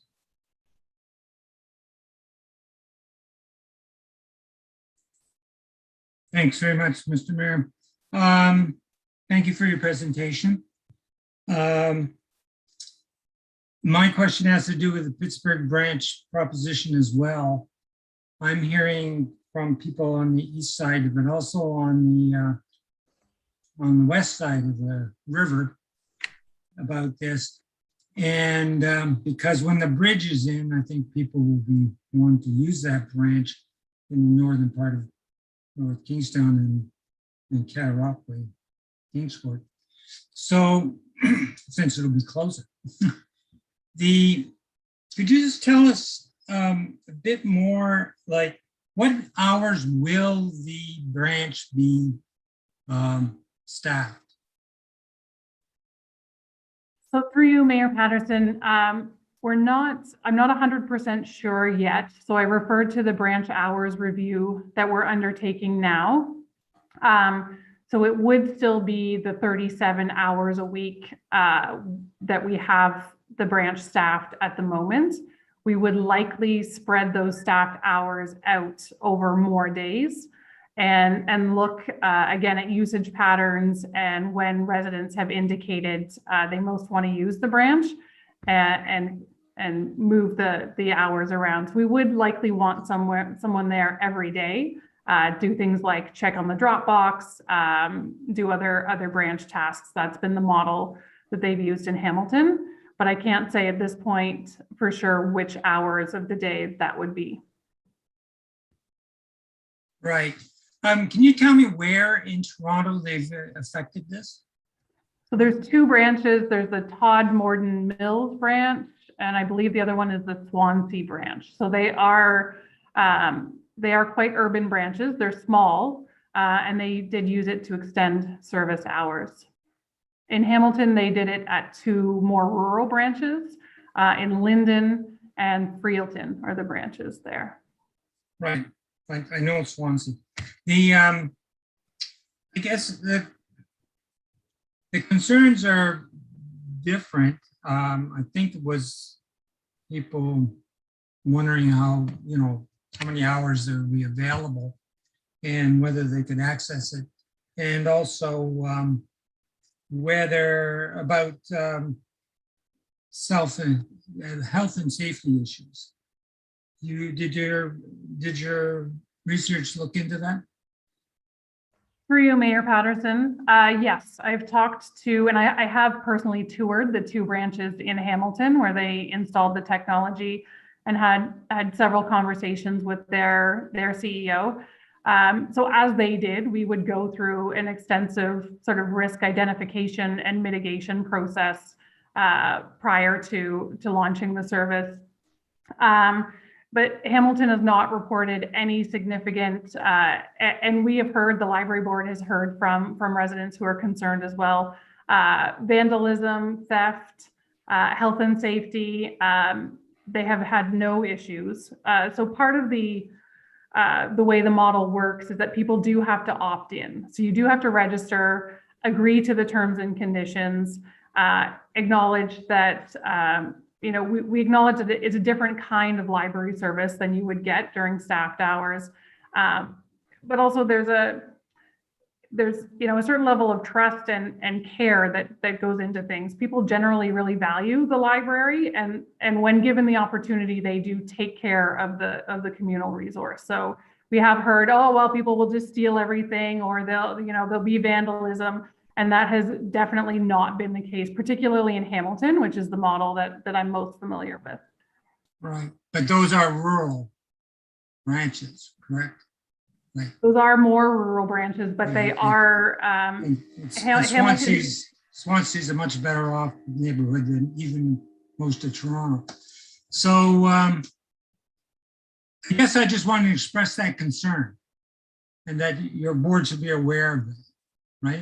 So in terms of extended hours, you said there would be 37 hours of staff time. And correct me if I'm wrong in any of this. So how many hours would be involved in the extended aspect? For you, Mayor Patterson, it's an additional 22 hours a week. So bringing the branch up to approximately 60 hours.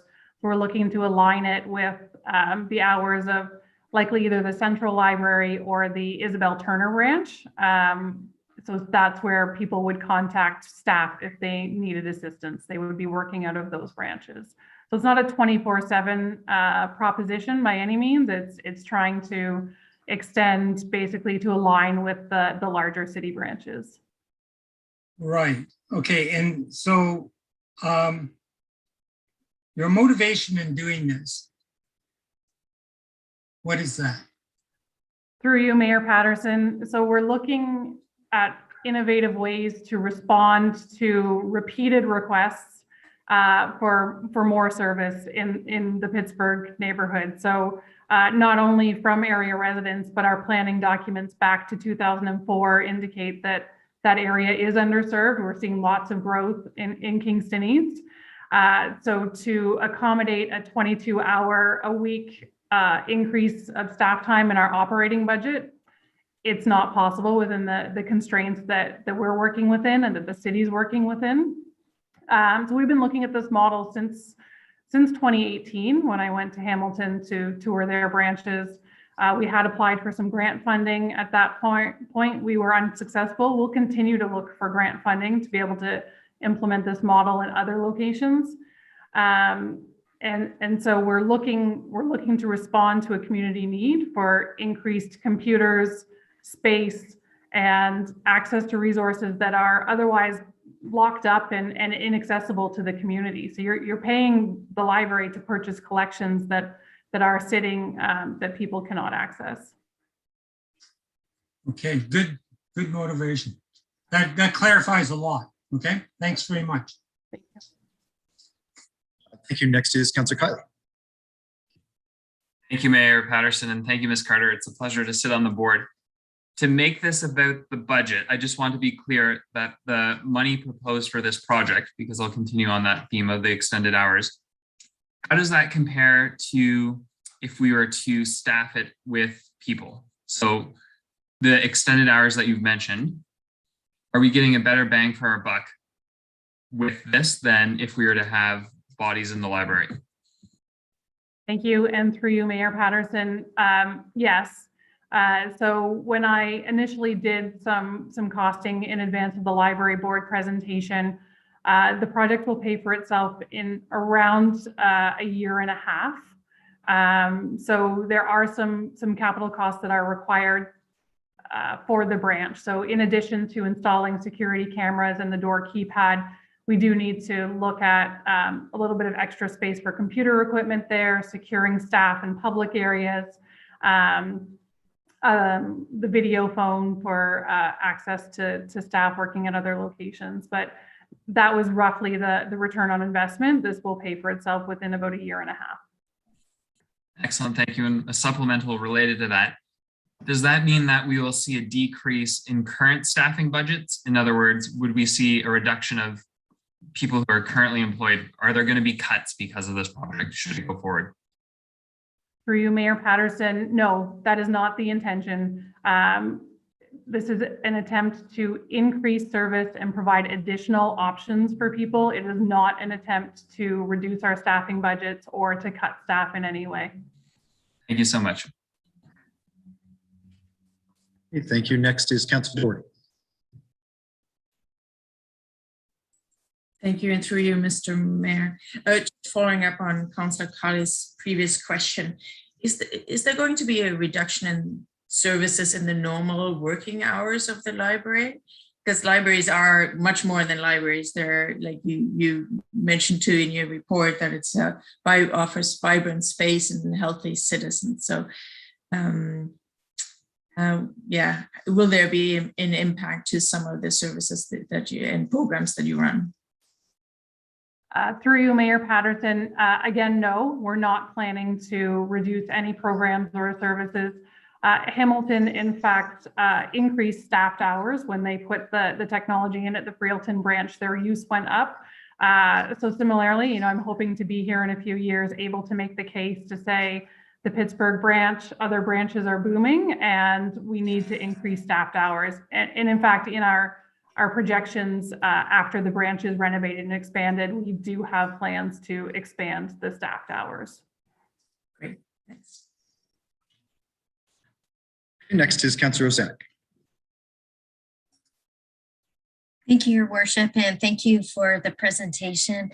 The letter that we got from QP today, it recommends, like, for the Pittsburgh branch, why can't we just use book lockers like are being used right now for Kelvin Park branch? And so residents, like, the library would still be closed, but after those, like, closed hours, residents could still go to the book lockers to get their book that they had on reserve that they couldn't get during the day because they were at their full-time job. Thank you, and through you, Mayor Patterson. So we do have that technology at the Kelvin Park branch. There are 13 lockers available for pickup. They are almost always full and with a waiting sort of queue of items to go in them. And I would say that they respond to a very specific need of people who want to pick up their holds and grab them and go. And those ones are available 24 hours a day. We're also looking to respond to other community needs, so people could browse the collection and choose from items that aren't on hold. But the space part of the library, and that was something we really focused on with the central branch renovation, where we provided more study space, more space for meeting and collaboration.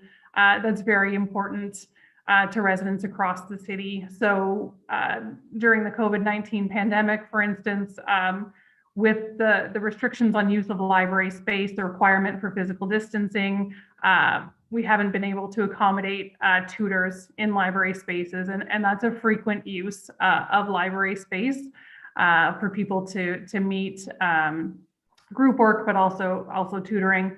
Wi-Fi and computer access is another really important component of the library services. And so we're looking to, again, I think, as I said to Councillor Hutchison, provide access to resources that are otherwise laying dormant.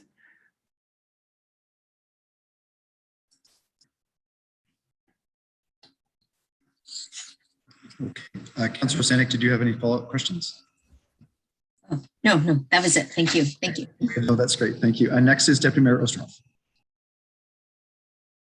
Yeah, thank you, Mayor Patterson. Thanks for the presentation, Laura.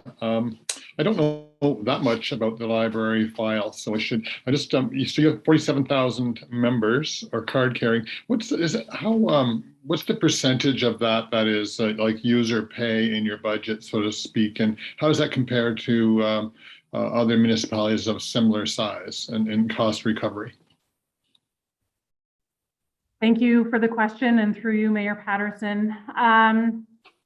I can't comment on how it compares to other municipalities. There are many libraries who do allow non-residents to have free library cards.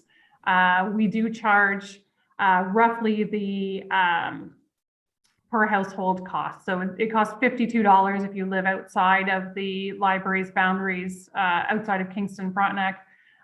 With some exceptions in that we do provide free cards to city and county staff if people are going to school within Kingston. So there are some exceptions to the costs. I'm just looking at our more detailed budget and non-resident fees. We're looking at around $9,300 for 2022. So it's not a significant revenue source for us. And in fact, those people obviously use library resources, electronic resources primarily, but also our physical collections. So they're getting as residents of Kingston and Frontenac County are quite a good deal for the services that we're providing. What is your overall revenue just from carded members overall? So that is the revenue that we ask for from the city and the county. So $9,000? So $9,000 comes from non-resident fees. Oh, okay. All of the rest of our funding comes from the city, the county, and a small grant from the province. Yeah, but okay, so you don't have an actual number of what 47,000 cards generates income. I don't think I'm understanding your question. So Well, I just wonder about user pay and what income is generated from membership and users. So I think maybe I could jump in. So just to clarify. Yeah, sorry. So it's okay. So Ms. Carr, can you just clarify, like, is using the library is free of charge? Is that fair? Yeah, so there is no charge at okay. the time to get a library card. All of our funding comes from our municipal and provincial funding partners. I'm really showing how much my wife did it all with the kids. I didn't know. Thank you. Thank you. Okay, I do see Councillor Neal. I just wanted to give anybody else a chance to ask a question who hasn't had a chance to ask it. I'm not seeing any other hands, so Councillor Neal, back over to you. Thank you. Couple of questions. Is this considered a pilot project? Will there be a report going back to your board after a year or so to review how well this has taken place? Thank you, and through you, Mayor Patterson. We have described it as a pilot in that we would be looking possibly to expand it to other branches in the system, with likely contenders being our rural branches, potentially in Sydenham or Sharbot Lake. So yes, we would be reporting back to the library board on the project, but practically, the investment will have been made in the capital costs. So could at that point the library board give me direction to say, hey, this isn't working and we'd like to cease it? Absolutely. But the sort of the pilot intention is partly in proof of concept as well, to look at possible implementation at other sites. Thank you. And I guess the only thing that comes to mind for me are security issues. Mm-hmm. Will you have at least one staff person there in the extended hours, or what happens? How do you know that people that have gone in have actually left the premises? Through you, Mayor Patterson. So there is security feeds monitoring, so we can review the footage to see if everyone is out. The way it happens in Hamilton is that, as you partly heard some of the announcements here tonight, there are 3 essentially reminders that the library is closing, and people will be informed that if they do stay, the alarm gets activated, the alarm would be set off, and then either library security or Kingston police would be dispatched to the branch. And again, in speaking to my colleagues in Hamilton, that has not been an issue, but we would look at the specific procedures here as we work to implement the project in Kingston. So as you enter the branch, you do have to scan your library card. That tells us who you are. So if we need to identify specific people, we would have that information, and your image would be captured on the video surveillance as well. Thank you. Are there any other questions? Okay, seeing none, Ms. Carter, thank you very much. And with that, we'll move to our next budget presentation from the Kingston Police Services Board. We'll invite Chief Angie McNeely, Deputy Chief Scott Fraser, John Howes, Finance Director, and Jared Stearns, the Chair of the Board. So welcome all, and I'll just look for whoever is, there we go. Chief, welcome, and you have the floor. Thank you very much, and good evening, Your Worship and members of Council. Our service has worked collaboratively with CFO and Treasurer Desiree Kennedy to develop a budget that is in keeping with anticipated impacts for the upcoming period. We are guided by our strategic plan priorities as well as the Police Service Act. Next slide, please.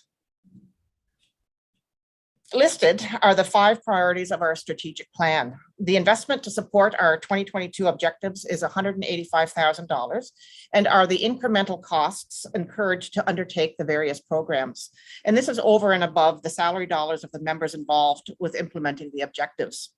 Highlights include a pilot project to divert low-risk mental health calls for services to Addictions Mental Health KFL&A, reallocating resources to specific specialty units based on trends seen in our community, leadership development throughout the organization, partnering with the city, utilizing components of their human resource management system for succession planning and online training, mental health and wellness for our members, continuation with our partnership with KCHC, culminating in the development of a community inclusion council for the Chief and Police Services Board and an internal equity, diversity, and inclusion committee, and IT enhancements in cybersecurity. Next slide, please. We have a current complement of 211 sworn, 61 full-time civilian, and 28 part-time civilian members for a total complement of 300 members. There are 11 officers and 1 civilian member away from work due to long-term absences, which leaves 200 sworn and 60 full-time civilian members actively at work. Next slide, please. Based on the 2019 Statistics Canada population information, Kingston has 154.2 police officers per 100,000 population.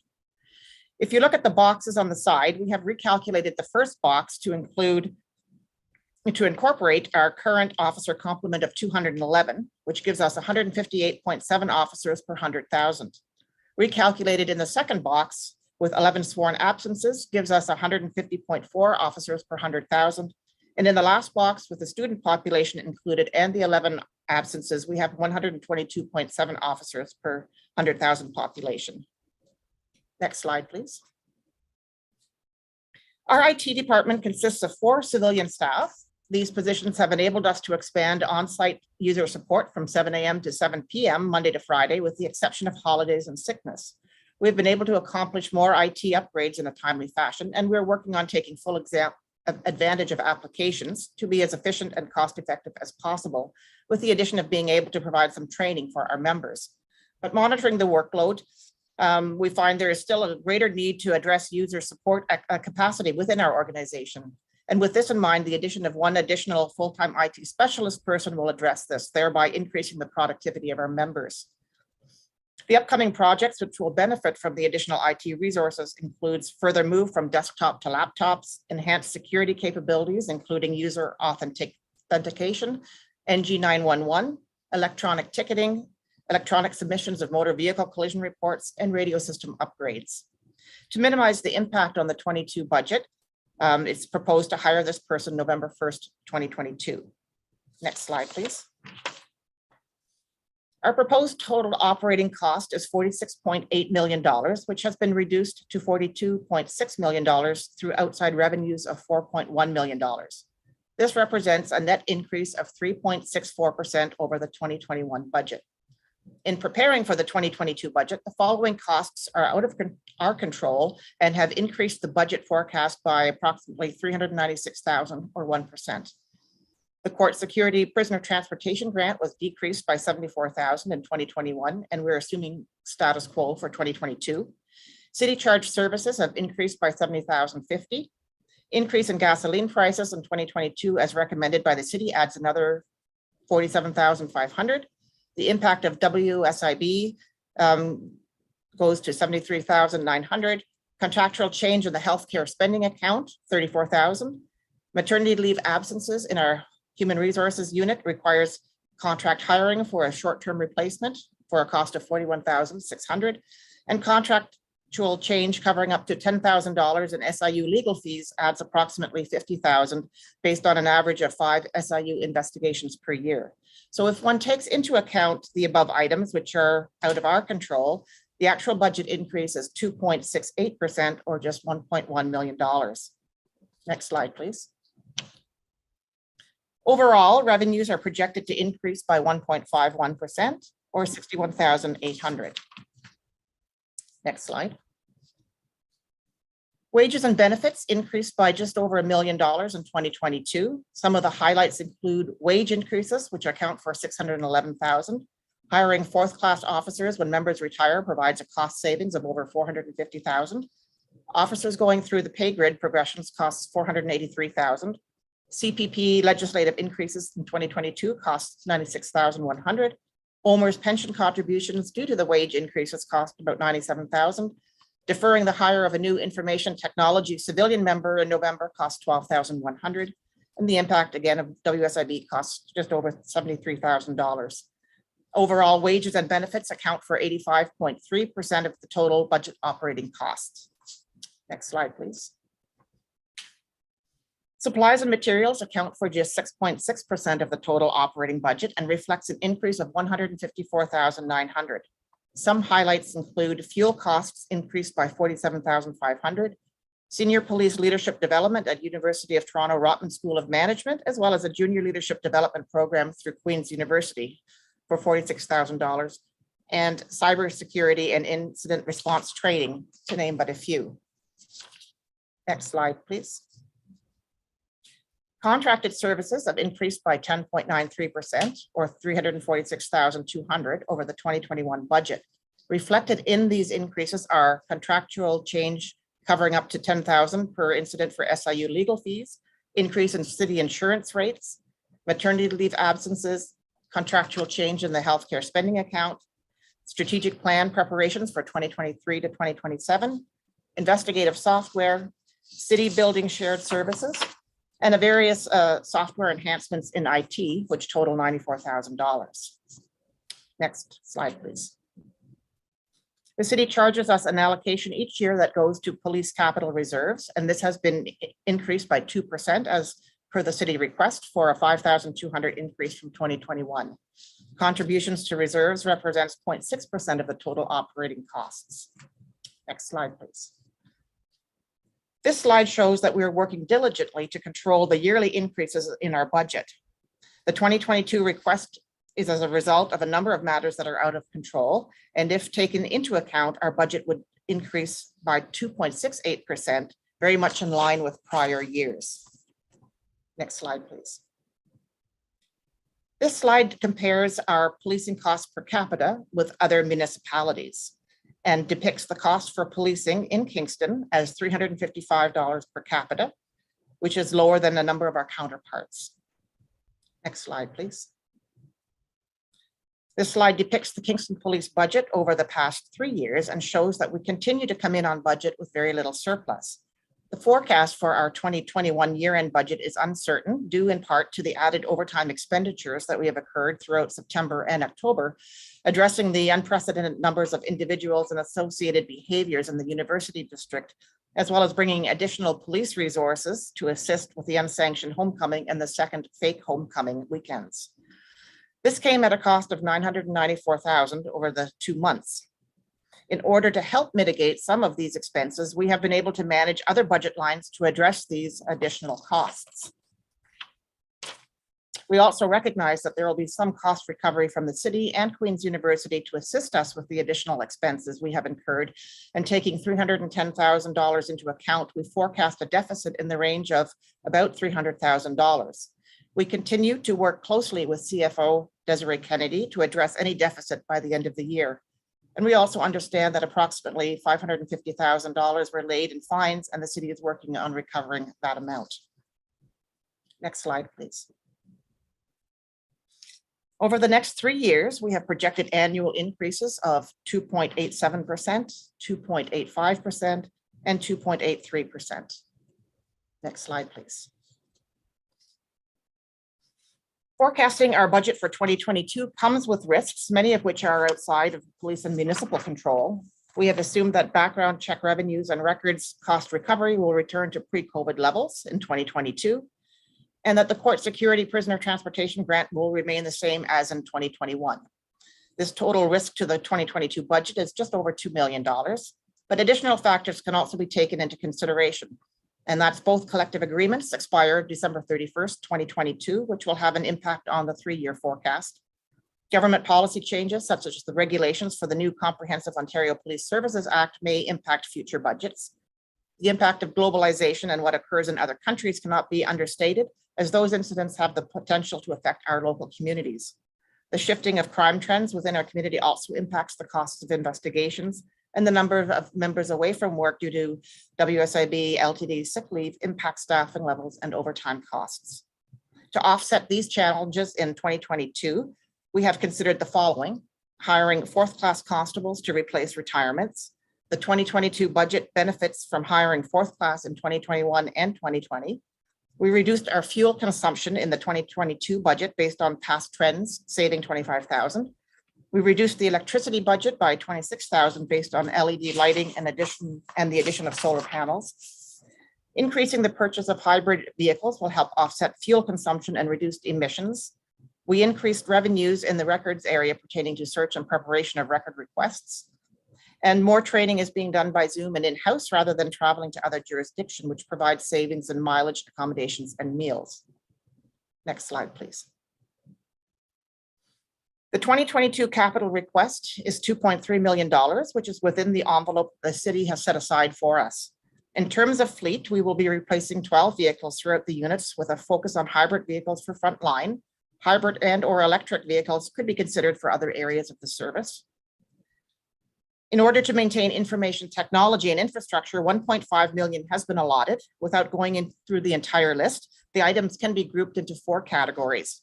Security maintenance and enhancements, such as cybersecurity, infrastructure maintenance and enhancements, such as additional data storage, business intelligence, and additional efficiencies, such as major case management and byclass integrations with our records management system. Thank you. That's the presentation. Be willing to take some questions. Thank you. Are there any questions from council? Councillor Hutchison.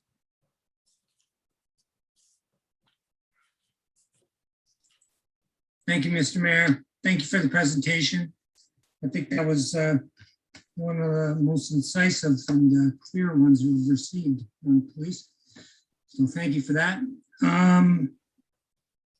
My first question is, you showed us a graph showing budget increases and your commitment to trying to bring those down. And I understand from your presentation and also the report that that wasn't possible to maintain this year. So I do note, though, that back in 2005, I think it is, the increase was 2.15% and others have been lower. Do you think the police services were able to bring in budgets more in line with the city's requirements in next year and ensuing years? Well, we continue to, look at the trends that are happening in the years ahead, and we took into some considerations when we, some assumptions when we made the forecasts for the future years, the 2.8% and so forth. And I can sort of list those assumptions that we did make. So we assumed that there was an inflation rate of 2% per year on operational costs, maintaining the 200,000 transfer from reserves to the police budget in 2023, reducing them to 100,000 in 2024 and again in 2025, that staffing levels remain unchanged from 2022, that no change in government grants from the 2021 budget, and that the balance of the budget is status quo. So really, we've put some strict parameters on that. And as I mentioned, the impact of the collective agreements over the years are going to have some impact on that as well. So, we do our best and things change. So we're certainly hoping to keep in line with that. Do you find that in general, the police inflationary factor is on costs is greater than it tends to be for other city departments? I don't know if I can answer that. I'm just looking over to John Howes, who's sitting beside me here. I think what's driving our costs this year are things like WSIB, contractual things like the SIU, which other agencies don't have. And that's, we forecasted 2.64% for this year or for next year. We would have been there with the budget had of those few items not popped out. I didn't see gas prices going up that high. The contractual change for the SIU investigations, those few things, insurance rates. I know a lot of municipalities are complaining about insurance rate increases. Had of those things stayed in line, we would have been where we thought we were going to be. You just cannot predict some of those cost inputs changing that much. And so we tried to isolate them and show them that we did our best. We did our forecast for this year, last year, but here were a few items which I did not see happening or changing that much. Thank you for your efforts. Now, as the chief knows, we've discussed, I've had requests in the downtown area for patrols. So in, say, the Baggett Barrack area and Bell Park. And I'm just wondering, when you hear that, what is your response? Like, I realize you have a budget and it's for the whole city. So, but you know, there are issues downtown. There's no doubt about it. But when you hear that, how would you respond to that request for patrols? Or patrols? Yeah, I mean, I sit on a number of committees. You know, we're on the Homeless Collective Impact Committee, Community Drug Strategy, the Community Focus Group, Downtown Improvement Plan, Community Safety and Wellbeing, and we're also sitting on the Encampment Protocol working groups. So I very much hear what's happening, you know, and we're very much looking forward in terms of the Downtown Improvement Plan, as well as working with implementing some recommendations that come from that. We've certainly been working with the area there surrounding the integrated care hub, and having some patrols that are going through there and just checking in, seeing how things are doing. So we're increasing that and working with the integrated care hub in that area, and the neighbors. So we're doing our best to increase our presence and visibility in these areas. But I do understand, you know, we are looking after the entire city as well, but these are important areas as well. And this is what's coming up in a lot of these committee meetings that we're in. So we're there to work with our community in this as part of the solution. Okay, thank you. Okay, I think that's it. I did find the ratio to population interesting. I think you said that was 154 to the population of Kingston, but I missed what happens when you add in the students. Okay. It went down to 127 officers per 100,000. Just a sec here. I just budget changes, supplies, contract comparative studies here.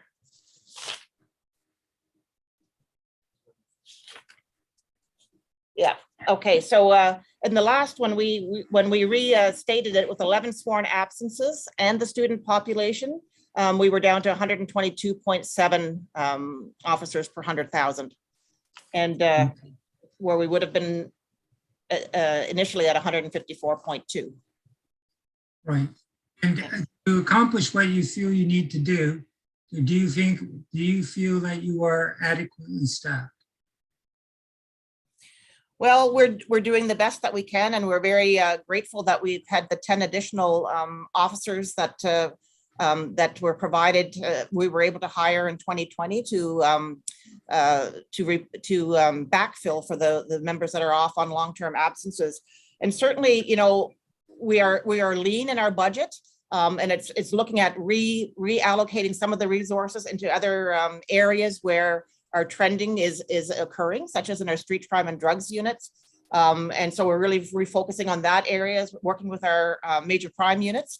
And again, that's going to be testing out this year to determine that we get ahead of that curve, because we're seeing a lot of guns coming in with the drugs that are happening within our community. So we really want to get ahead of that. We're also focusing on our alternative response unit in terms of helping to reduce the calls for service for our front line. And then again, with the beat, you know, if we're going to be looking at supplementing that beat, we're going to be taking the bodies from somewhere, you know. So again, this will be an assessment that we're making all along to see, do we have enough, and how can we divert some of those calls for service away from us to our community partners. And that's the other project that we're having in terms of diverting our priority 3 and 4 mental health calls for service to our community partners, so that they are the primary responders and we're not. So we have a number of, we're juggling a number of balls to see, you know, where the impact is going to be. And so we're watching for that and monitoring that to see how that impacts the front line and the calls for service. The front line is busy. You know, certainly we have a lot of mental health calls for service. Our wait times are going down in the hospitals to maybe an hour. But certainly some days, you know, we range from 10 mental health calls for service, and some 24-hour periods see as low as 1 or 2. So it does range in general in terms of that. And they do take quite a bit of time to work through as well when you do have to wait at the hospitals. So we're taking a lot of things into consideration, but we're hoping that the community partners and reducing calls for service to the front line will be seeing some impact over the next year or so. So that'll be able to help guide us as well. Thank you very much. Next is Councillor Strode.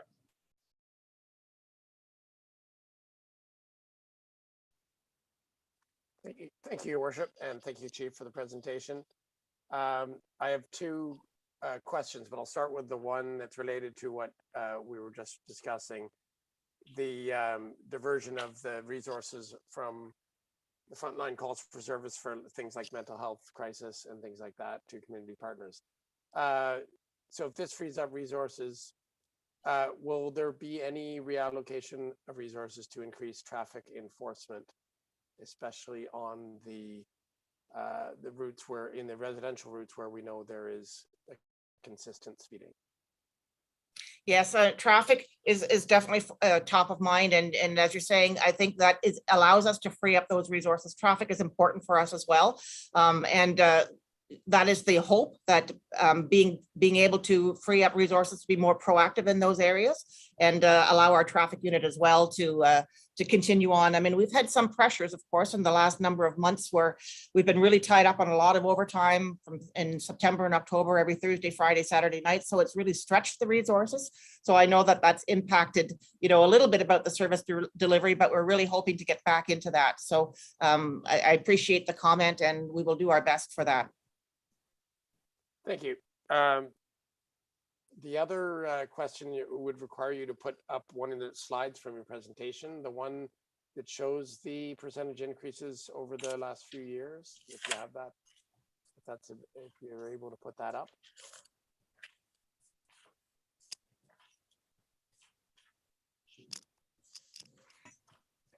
So it's not the chief that can do that. It's going to have to be our clerk staff. Right, so it's the 3-year forecast. I guess the graph with the increases over time there. I think it was the historical graph showing what the increases have been over the last 15 years. Yeah, that's the one. So no, not that one. The average yearly budget increase? There was a line and there was years. It's the one with the graph, the line graph, showing the budget. That's that's it right there. Yeah, that's it. So so you'll see the left, the y-axis is on the left. You've got the -1, 1%, 3%, 5%, 7%, 9%, right? So those are the percentage increases per year, right? So that line appears to be going down, but it's going down as a function of what the percentage is per year, right? So what I didn't quite understand the message here. On the one hand, you've got the recent increases the last 4 years. You see that they're above that line. What does that curved black line, what does that represent? Yeah, that's basically a trend line. So really what we're pointing out here is in 2020, we had an increase that resulted in the hiring of 10 extra officers to backfill our officers that are away from work. So that caused an increase for us. In 2021, the increase was a result of funding loss and grants, which if they had been received, it would have put us back on the trend line of 2.54%. And likewise, in 2022, the requested increase is a result of a number of matters that are out of our control. And if we had have taken that into consideration, the increase would have been 2.68%, which puts us back in the trend line of the decreasing like it was in the prior years.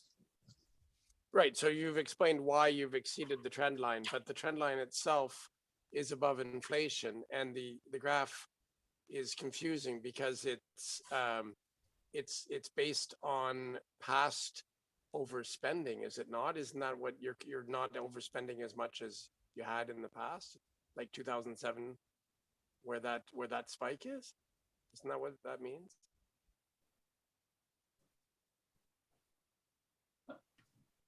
Every year there's something different.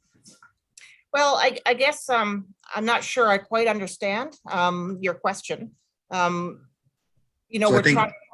I think, Chief, that I think what Councillor Stroud is saying is that if you started the graph at 2010, that it wouldn't, the trend line would look very different.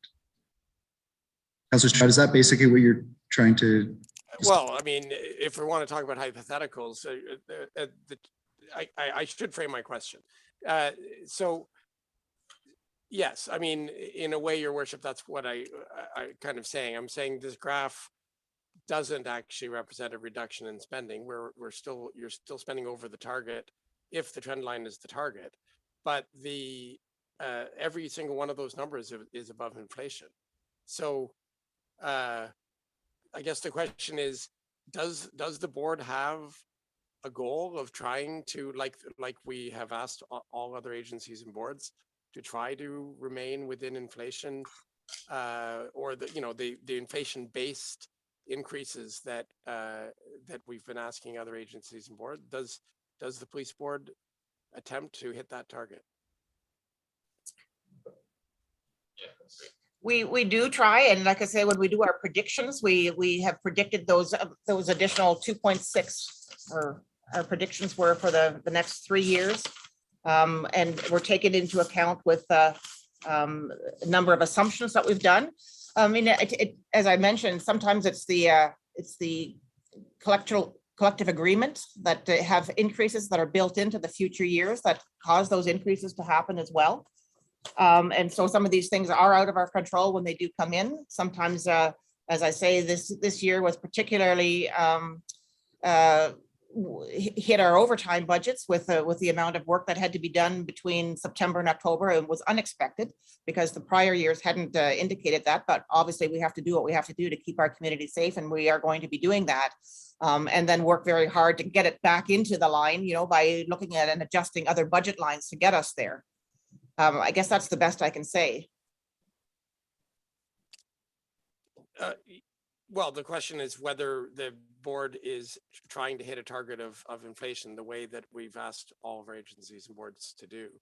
But I guess we don't have time to go into it today, but I really think that when if you have the perception from that trend line that you're somehow doing better than you have in the past, I think in the past, the budgets were out of control, frankly, and maybe you're getting closer to that inflation target that I've been speaking about, but you're still above it. And so I would recommend that you perhaps don't use graphs of that nature that don't have the trend line based on what the inflation line is. Thank you. The difficulty to lower this any further is really to, look at options of whether it's not hiring to replace retirements, or looking at other options to get us down lower. I mean, those are some of the options that may or may not impact the public safety here. Where some of the ideas are looking at even our seconded areas where they're not a fully cost recovery. And again, as mentioned at our board meeting, that takes us out of some programs that are very valuable in terms of public safety and enhancement in terms of apprehending offenders that are within not only our community but within the eastern region, and really have some public safety impact. So I struggle to reduce in terms of the numbers, and being able to juggle what we can do with reallocating our resources into what we're seeing is happening into our community. So I just leave it at that as well. Next is Deputy Mayor Ostroff. Yeah, I want to just say I get it. I see what I see. I think we've seen enough, of these things to realize you are squeezing everything out of this budget that you possibly can, and I recognize that, and it is something that is an incredible challenge. I mean, same as Mr. Stroud's request for Portsmouth. It is common, I mean, for me to hear a lot for the rural area of more traffic control here. And I just wondered, I know you've done a great job trying to put that together. Is that something that you will continue to find budget room for to monitor the traffic in our area in the high risk areas? I hate to even ask it, but I know that it is a continual concern for us in the rural area. And I'm just wondering if that's something that you keep in mind. Absolutely, you know, and I'm also mindful of the fact that the red camera lights are coming in as well.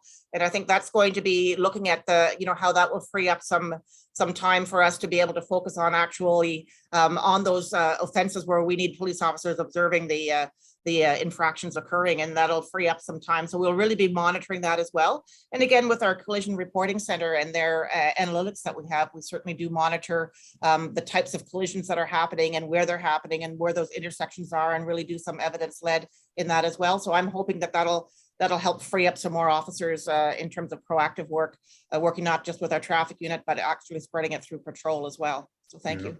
Thank you very much for incredible work that you guys are doing. Thank you. Are there any other questions from council?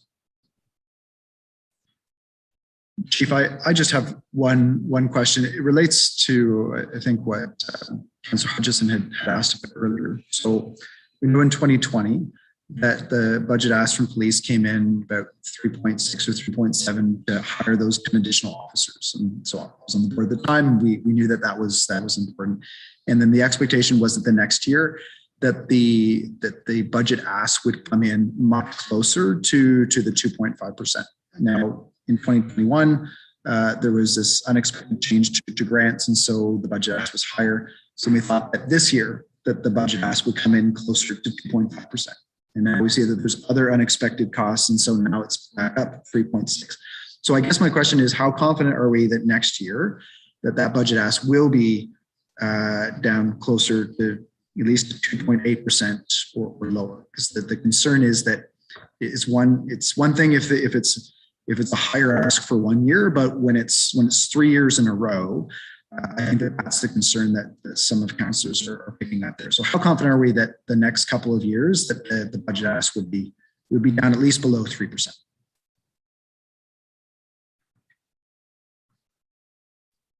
We're working diligently, even to predict for next year and to look at some areas of cost recovery that'll assist us, because I don't know in terms of we're looking at St. Patrick's Day, we're looking at further homecomings that are happening next year, and those are unknowns for us too, and so I don't want to come in and say rainbows and flowers here, because there are lots of pressures that are happening. We do our best to try and get it down to the 2.6% or under the 3%. And I know that we will try our very best to do that. And I think that we need to give it a bit of time too, to take a look at and have some of these infrastructures that are being put in place to support our community and policing, so that it's not all the burden on the policing, and see how that impacts us. So I think we need a little bit of time to see how that all plays out as well in terms of directing calls for service to community partners and so forth. So, it's not a firm answer for you. We're trying our best to keep it down, and that's as best I can say, is that we would try our best based on the predictions that we've got at this point in time, and watching the trends that we're seeing. It takes many things to build a budget, and that's listening to our community. It's looking at the trends. It's paying attention to what council wants, the government grants that are available to us, and then getting those returns of investment based on our asks. So based on what we forecasted, what we forecasted, we would have been there except for those few items, but who knew insurance rates? Who knew these few things were going to happen? Our assumptions for next year are very good assumptions. They're very valid assumptions. And if everything holds together, we will be there. However, there's always that risk, and it's very frustrating, because I know we keep promising, and then we have these little slips. But I didn't realize gas prices would be that high this year. Next year, if they're back down, we'll have some savings. So that's our goal. Our goal is to be on that trend line. That's why we show it every year, That's our goal. Okay, thank you. Next is Councillor Bone. Thank you, Your Worship, and through you, I'll just preface this question with the fact that everybody in the community would always love to see a more visible police presence in like our neighborhoods and everything. And then my question would be in relation to Queens and homecoming. I know the community and myself and many others are just completely frustrated with that whole situation. And, you know, the ball is obviously in Queens court there. How much of an impact on the budgets going forward are you forecasting for having to deal with those events, not just one event, but now what's turning into multiple or repeated events? So that would be my first question. And as part of that would be, how much closer would you be to that 2.5% if you didn't have to try to deal with those unknowns and the ridiculousness of those events? Like, I mean, you know, let's call a spade a spade. How much are those events impacting your ability to forecast your budget properly and impacting your resources distribution? Well, it does impact us, of course, you know, and so what happens is, as we're trying to work through the different budget lines and we're sort of delaying some hirings and, you know, certain processes are delayed a bit to kind of save a bit of money here, that impacts our members, and our members are feeling it too, you know, because then the staffing isn't as quick as we'd like, you know, and because it's been so busy, some of the time it takes to get to the you know, the new deployment takes a bit of time. And so we're really, you know, working with our members to try and get there. So, you know, when you look at the impact, I mean, this impact, you know, potentially gives us a deficit of $300,000. I mean, for this year of 2021. And again, that was not forecast for us. And that would be roughly how much of your total budget ask? I'm just trying to do percentage wise. I'm just trying to find out if, you know, those issues that with Queens that you're having to deal with in homecoming are potentially the difference maker. And this is just in relation to some of the questions asked previously about trying to get close to that 2.5%. Sounds like that could be a pretty good difference maker in bringing the budget down, is not having to cover the costs that rightfully should be borne, not by the community, but by, you know, I guess I'll say Queens in this case, or those who attend those parties. I know that for next year's budget, we've built in $100,000. I mean, that's all that we've built into the cost recovery in this kind of a situation. So certainly if it's anything like what's happened this year, not enough. Right. Okay. Fair enough. I guess in my mind, I was trying to reiterate the fact that, you know, you're up against a rock and a hard place here and having to deal with things beyond what you can forecast. And you know, there is a cost deficit for those parties to the Kingston taxpayers, and that is reflected in your budget ask, I believe, as well. So thank you for the clarity on that. Thank you. Are there any other questions? Okay, seeing none. Chief, thank you very much. Thank you. And with that, we will move to our final budget presentation of the evening. We will now move to the budget of the downtown Kingston business improvement area and turn the floor over to Mary Jo Courier, the executive director. Welcome, and you have the floor.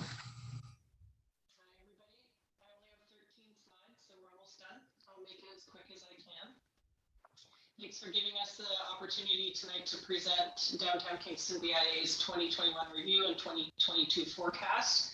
For those of you that I haven't met, my name is Mary Jo Courier, and I'm the executive director of the Downtown Kingston BIA, or the Business Improvement Area. Joining me this evening is Nick Waterfield, our treasurer. And just a reminder that we're a nonprofit business improvement area as described in sections 204 to 215 of the Municipal Act. We are governed by board of management, a board of the City of Kingston, and we're funded in part by a tax levy percentage of the assessed value of rateable property within the Downtown Kingston BIA boundaries. Next slide, please. Before I get into the details of the presentation, I'd like to acknowledge the team that built a strong foundation for this organization to be able to move into the future with confidence. 2021 was a year of transition at the Downtown Kingston BIA, in part because of COVID and in part because of the retirement of Doug Ritchie in the summer of 2020. Doug was the managing director of the BIA for 38 years, and along with Michelle Langma, Jan McDonald, and Rob Tamlin, 3 long-term staff members make up the team that helped to build downtown Kingston's reputation as one of Ontario's top historic downtown destinations for shopping, dining, and entertainment. Next slide. 2021 forecast for the remainder of the year seems sort of weird because we're almost there, but here it is, and I'll hand it over to Nick. Next slide, please. Thanks, Mary Jo. I think I'm visible. I'm not sure. I can't see on my end.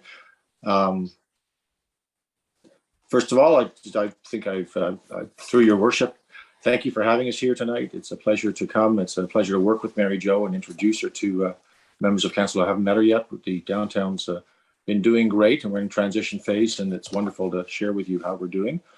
Feels much more optimistic than it was a year ago when we were just about heading into lockdown, I think number 2 before 3. New for you this year is how we're doing. So on the screen is the financial forecast, and because of all of the strength of our levy and the strength of support from every other agency, we are in a strong position. It's been a challenge to spend it where we think we were going to spend it, because as many of you know, we're quite an events organization in pre-COVID times. And this year we've just been able to come very quickly turn around Blues and the Santa Claus Parade. And so we've redirected some of our revenues into other events, other promotions, which Mary Jo will talk about later, that have been very good for downtown. So this basically shows that we are on track with our revenue. We're not expecting anything untoward. And I believe, next slide, please. And that previous slide tallies up here with what our expenditures have been. There was a little extra revenue expected in the revenue side. There's a little extra expense in this side. The two of them relatively balance out, with the net actually being a surplus, which the board has made a decision to apply to downtown dollars. But I won't steal the thunder from Mary Jo for that, and I will pass it back to her. Thank you. Next slide, please. 2021 pedestrian counts from this past August are showing that foot traffic has not only recovered during the summer, but has exceeded pre-pandemic levels, with the exception of early evenings between 6 and 8 p.m. We've recently installed a digital counter on the southwest corner of Princess and King that is capturing data 24/7. The reports will give us a much more accurate idea of foot traffic on that corner. And we're exploring the possibility of adding more sophisticated pedestrian and active transportation component to the broader area of the downtown core to allow for year-round measurables. Next slide, please. Nick alluded to another promotion that has been very successful in the downtown that I want to highlight. Jan McDonald on my team is the person who spearheaded this program, and it has been unbelievably successful. Downtown Dollar 20% discount promotion that began in the height of COVID-19 restrictions back in November of 2020, so 12 months ago, has been extremely successful thanks to an engaged and supportive community. To date, we have sold over $1 million worth, with over $730,000 having already gone back into the downtown business community. The investment from the BIA will end up being around between $200,000 and $250,000 once the promotion is finished up. To put it in perspective, this is equivalent to the expenditure of 3 large-scale events. Next slide, please. 2022 budget. In the summer of 2021, while the office adapted to new leadership and new responsibilities, job titles and responsibilities were reviewed, and a 3-month pilot was run, helping to identify where concentrated labor was needed in the office going forward. Before Nick introduces the 2022 budget, I'd like to introduce you to the team that will be working to move the organization forward in 2022. Next slide, please. As the new executive director, I'm honored to be chosen to lead the Downtown Kingston BIA into the next season. We're fortunate to retain 2 staff members from the original BIA team, Michelle and Jan, to carry forward the organization's history, mentor new staff, and contribute their experience and knowledge to the future successes of Downtown Kingston. Next slide. Pete Gillespie is our new marketing and communications manager, focusing on marketing and communications across all channels and mediums. Nicole Solomentenko, our new member services coordinator, will be working exclusively on member communications. And Sandy Griffiths, previously our office administrator, has moved into events coordinator assisting Jan. And next slide, please.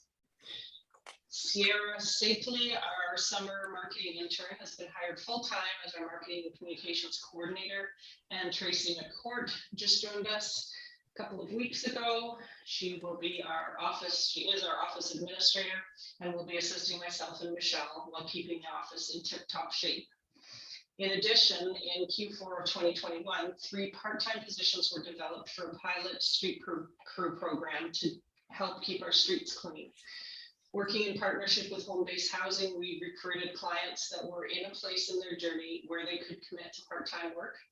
This program has been very successful and has been included in the 2022 budget with the assistance of the City of Kingston. Next slide, please. And over to Nick for the budget. Before starting, I must thank Mary Jo for the graphic on the left, the business with which I've been long associated. Thank you very much. Levy estimation, as everyone I believe knows, that levy this is what the downtown businesses choose to pay extra to support the goals, the aims of a downtown Kingston organization. The strategy for 2022 is to focus on the improvement of communication with the membership, with local residents, and with visitors to downtown Kingston, working to position Kingston as a four-season Ontario destination of choice. We have adjusted our levy estimation to allow for the development and execution of new positions. We are upstaffing to the 9 people recently introduced. In the depths of COVID, we were down to 5. And so we are now extremely well positioned to execute these new plans. We have hope for festivals coming back. We have an awful lot of new initiatives on the horizon, which Mary Jo can talk to you about tomorrow night if you attend our annual general meeting. I won't bore you with them now, but this levy is in keeping with the city guidelines of the 2.5% increase. It's a levy that our membership is happy with. The board was unanimous in approving it. We didn't put a rate increase last year because of COVID. It appears that things are coming out, that there is light at the end of the tunnel, and that this money will be very well spent in contributing to the strength and the growth of downtown under Mary Jo's leadership. So that is what is presented for you tonight. Thank you very much. And last slide. Hopefully this coming year, Canada will see the end of COVID-19 lockdowns and business interruptions. At Downtown Kingston, BIA plans are to return to normal and work on building our team while staying agile so that quick adaptations can be made in the post-COVID environment. Efforts will be focused on achieving our objectives from our revised strategic plan, which is largely focused on improvement of communication and moving the organization fully into the digital world. We will also be addressing a number of challenges in the downtown core regarding street-involved population, working with a number of other partners, and finally the improvement of overall cleanliness and garbage maintenance within the BIA boundaries. Your package contains more detailed information beyond the presentation, and our annual report will be available in the coming days, as well as Nick recommended to visit us at our AGM tomorrow night at 6:30. It's virtual. Certainly, if you have any questions, I'll do my best to respond. And before I close, thank you for your time tonight. I look forward to continuing to strengthen our relationship with all of our partners in 2022 and beyond. Okay, thank you very much. Are there any questions from council? Okay, last call. Not seeing any questions. Mary Jo, Nick, thank you very much. And with that, that brings us at 10:12 to the end of our first evening. So I will, at this point, we will recess until 6 p.m. Tomorrow evening. Have a good night.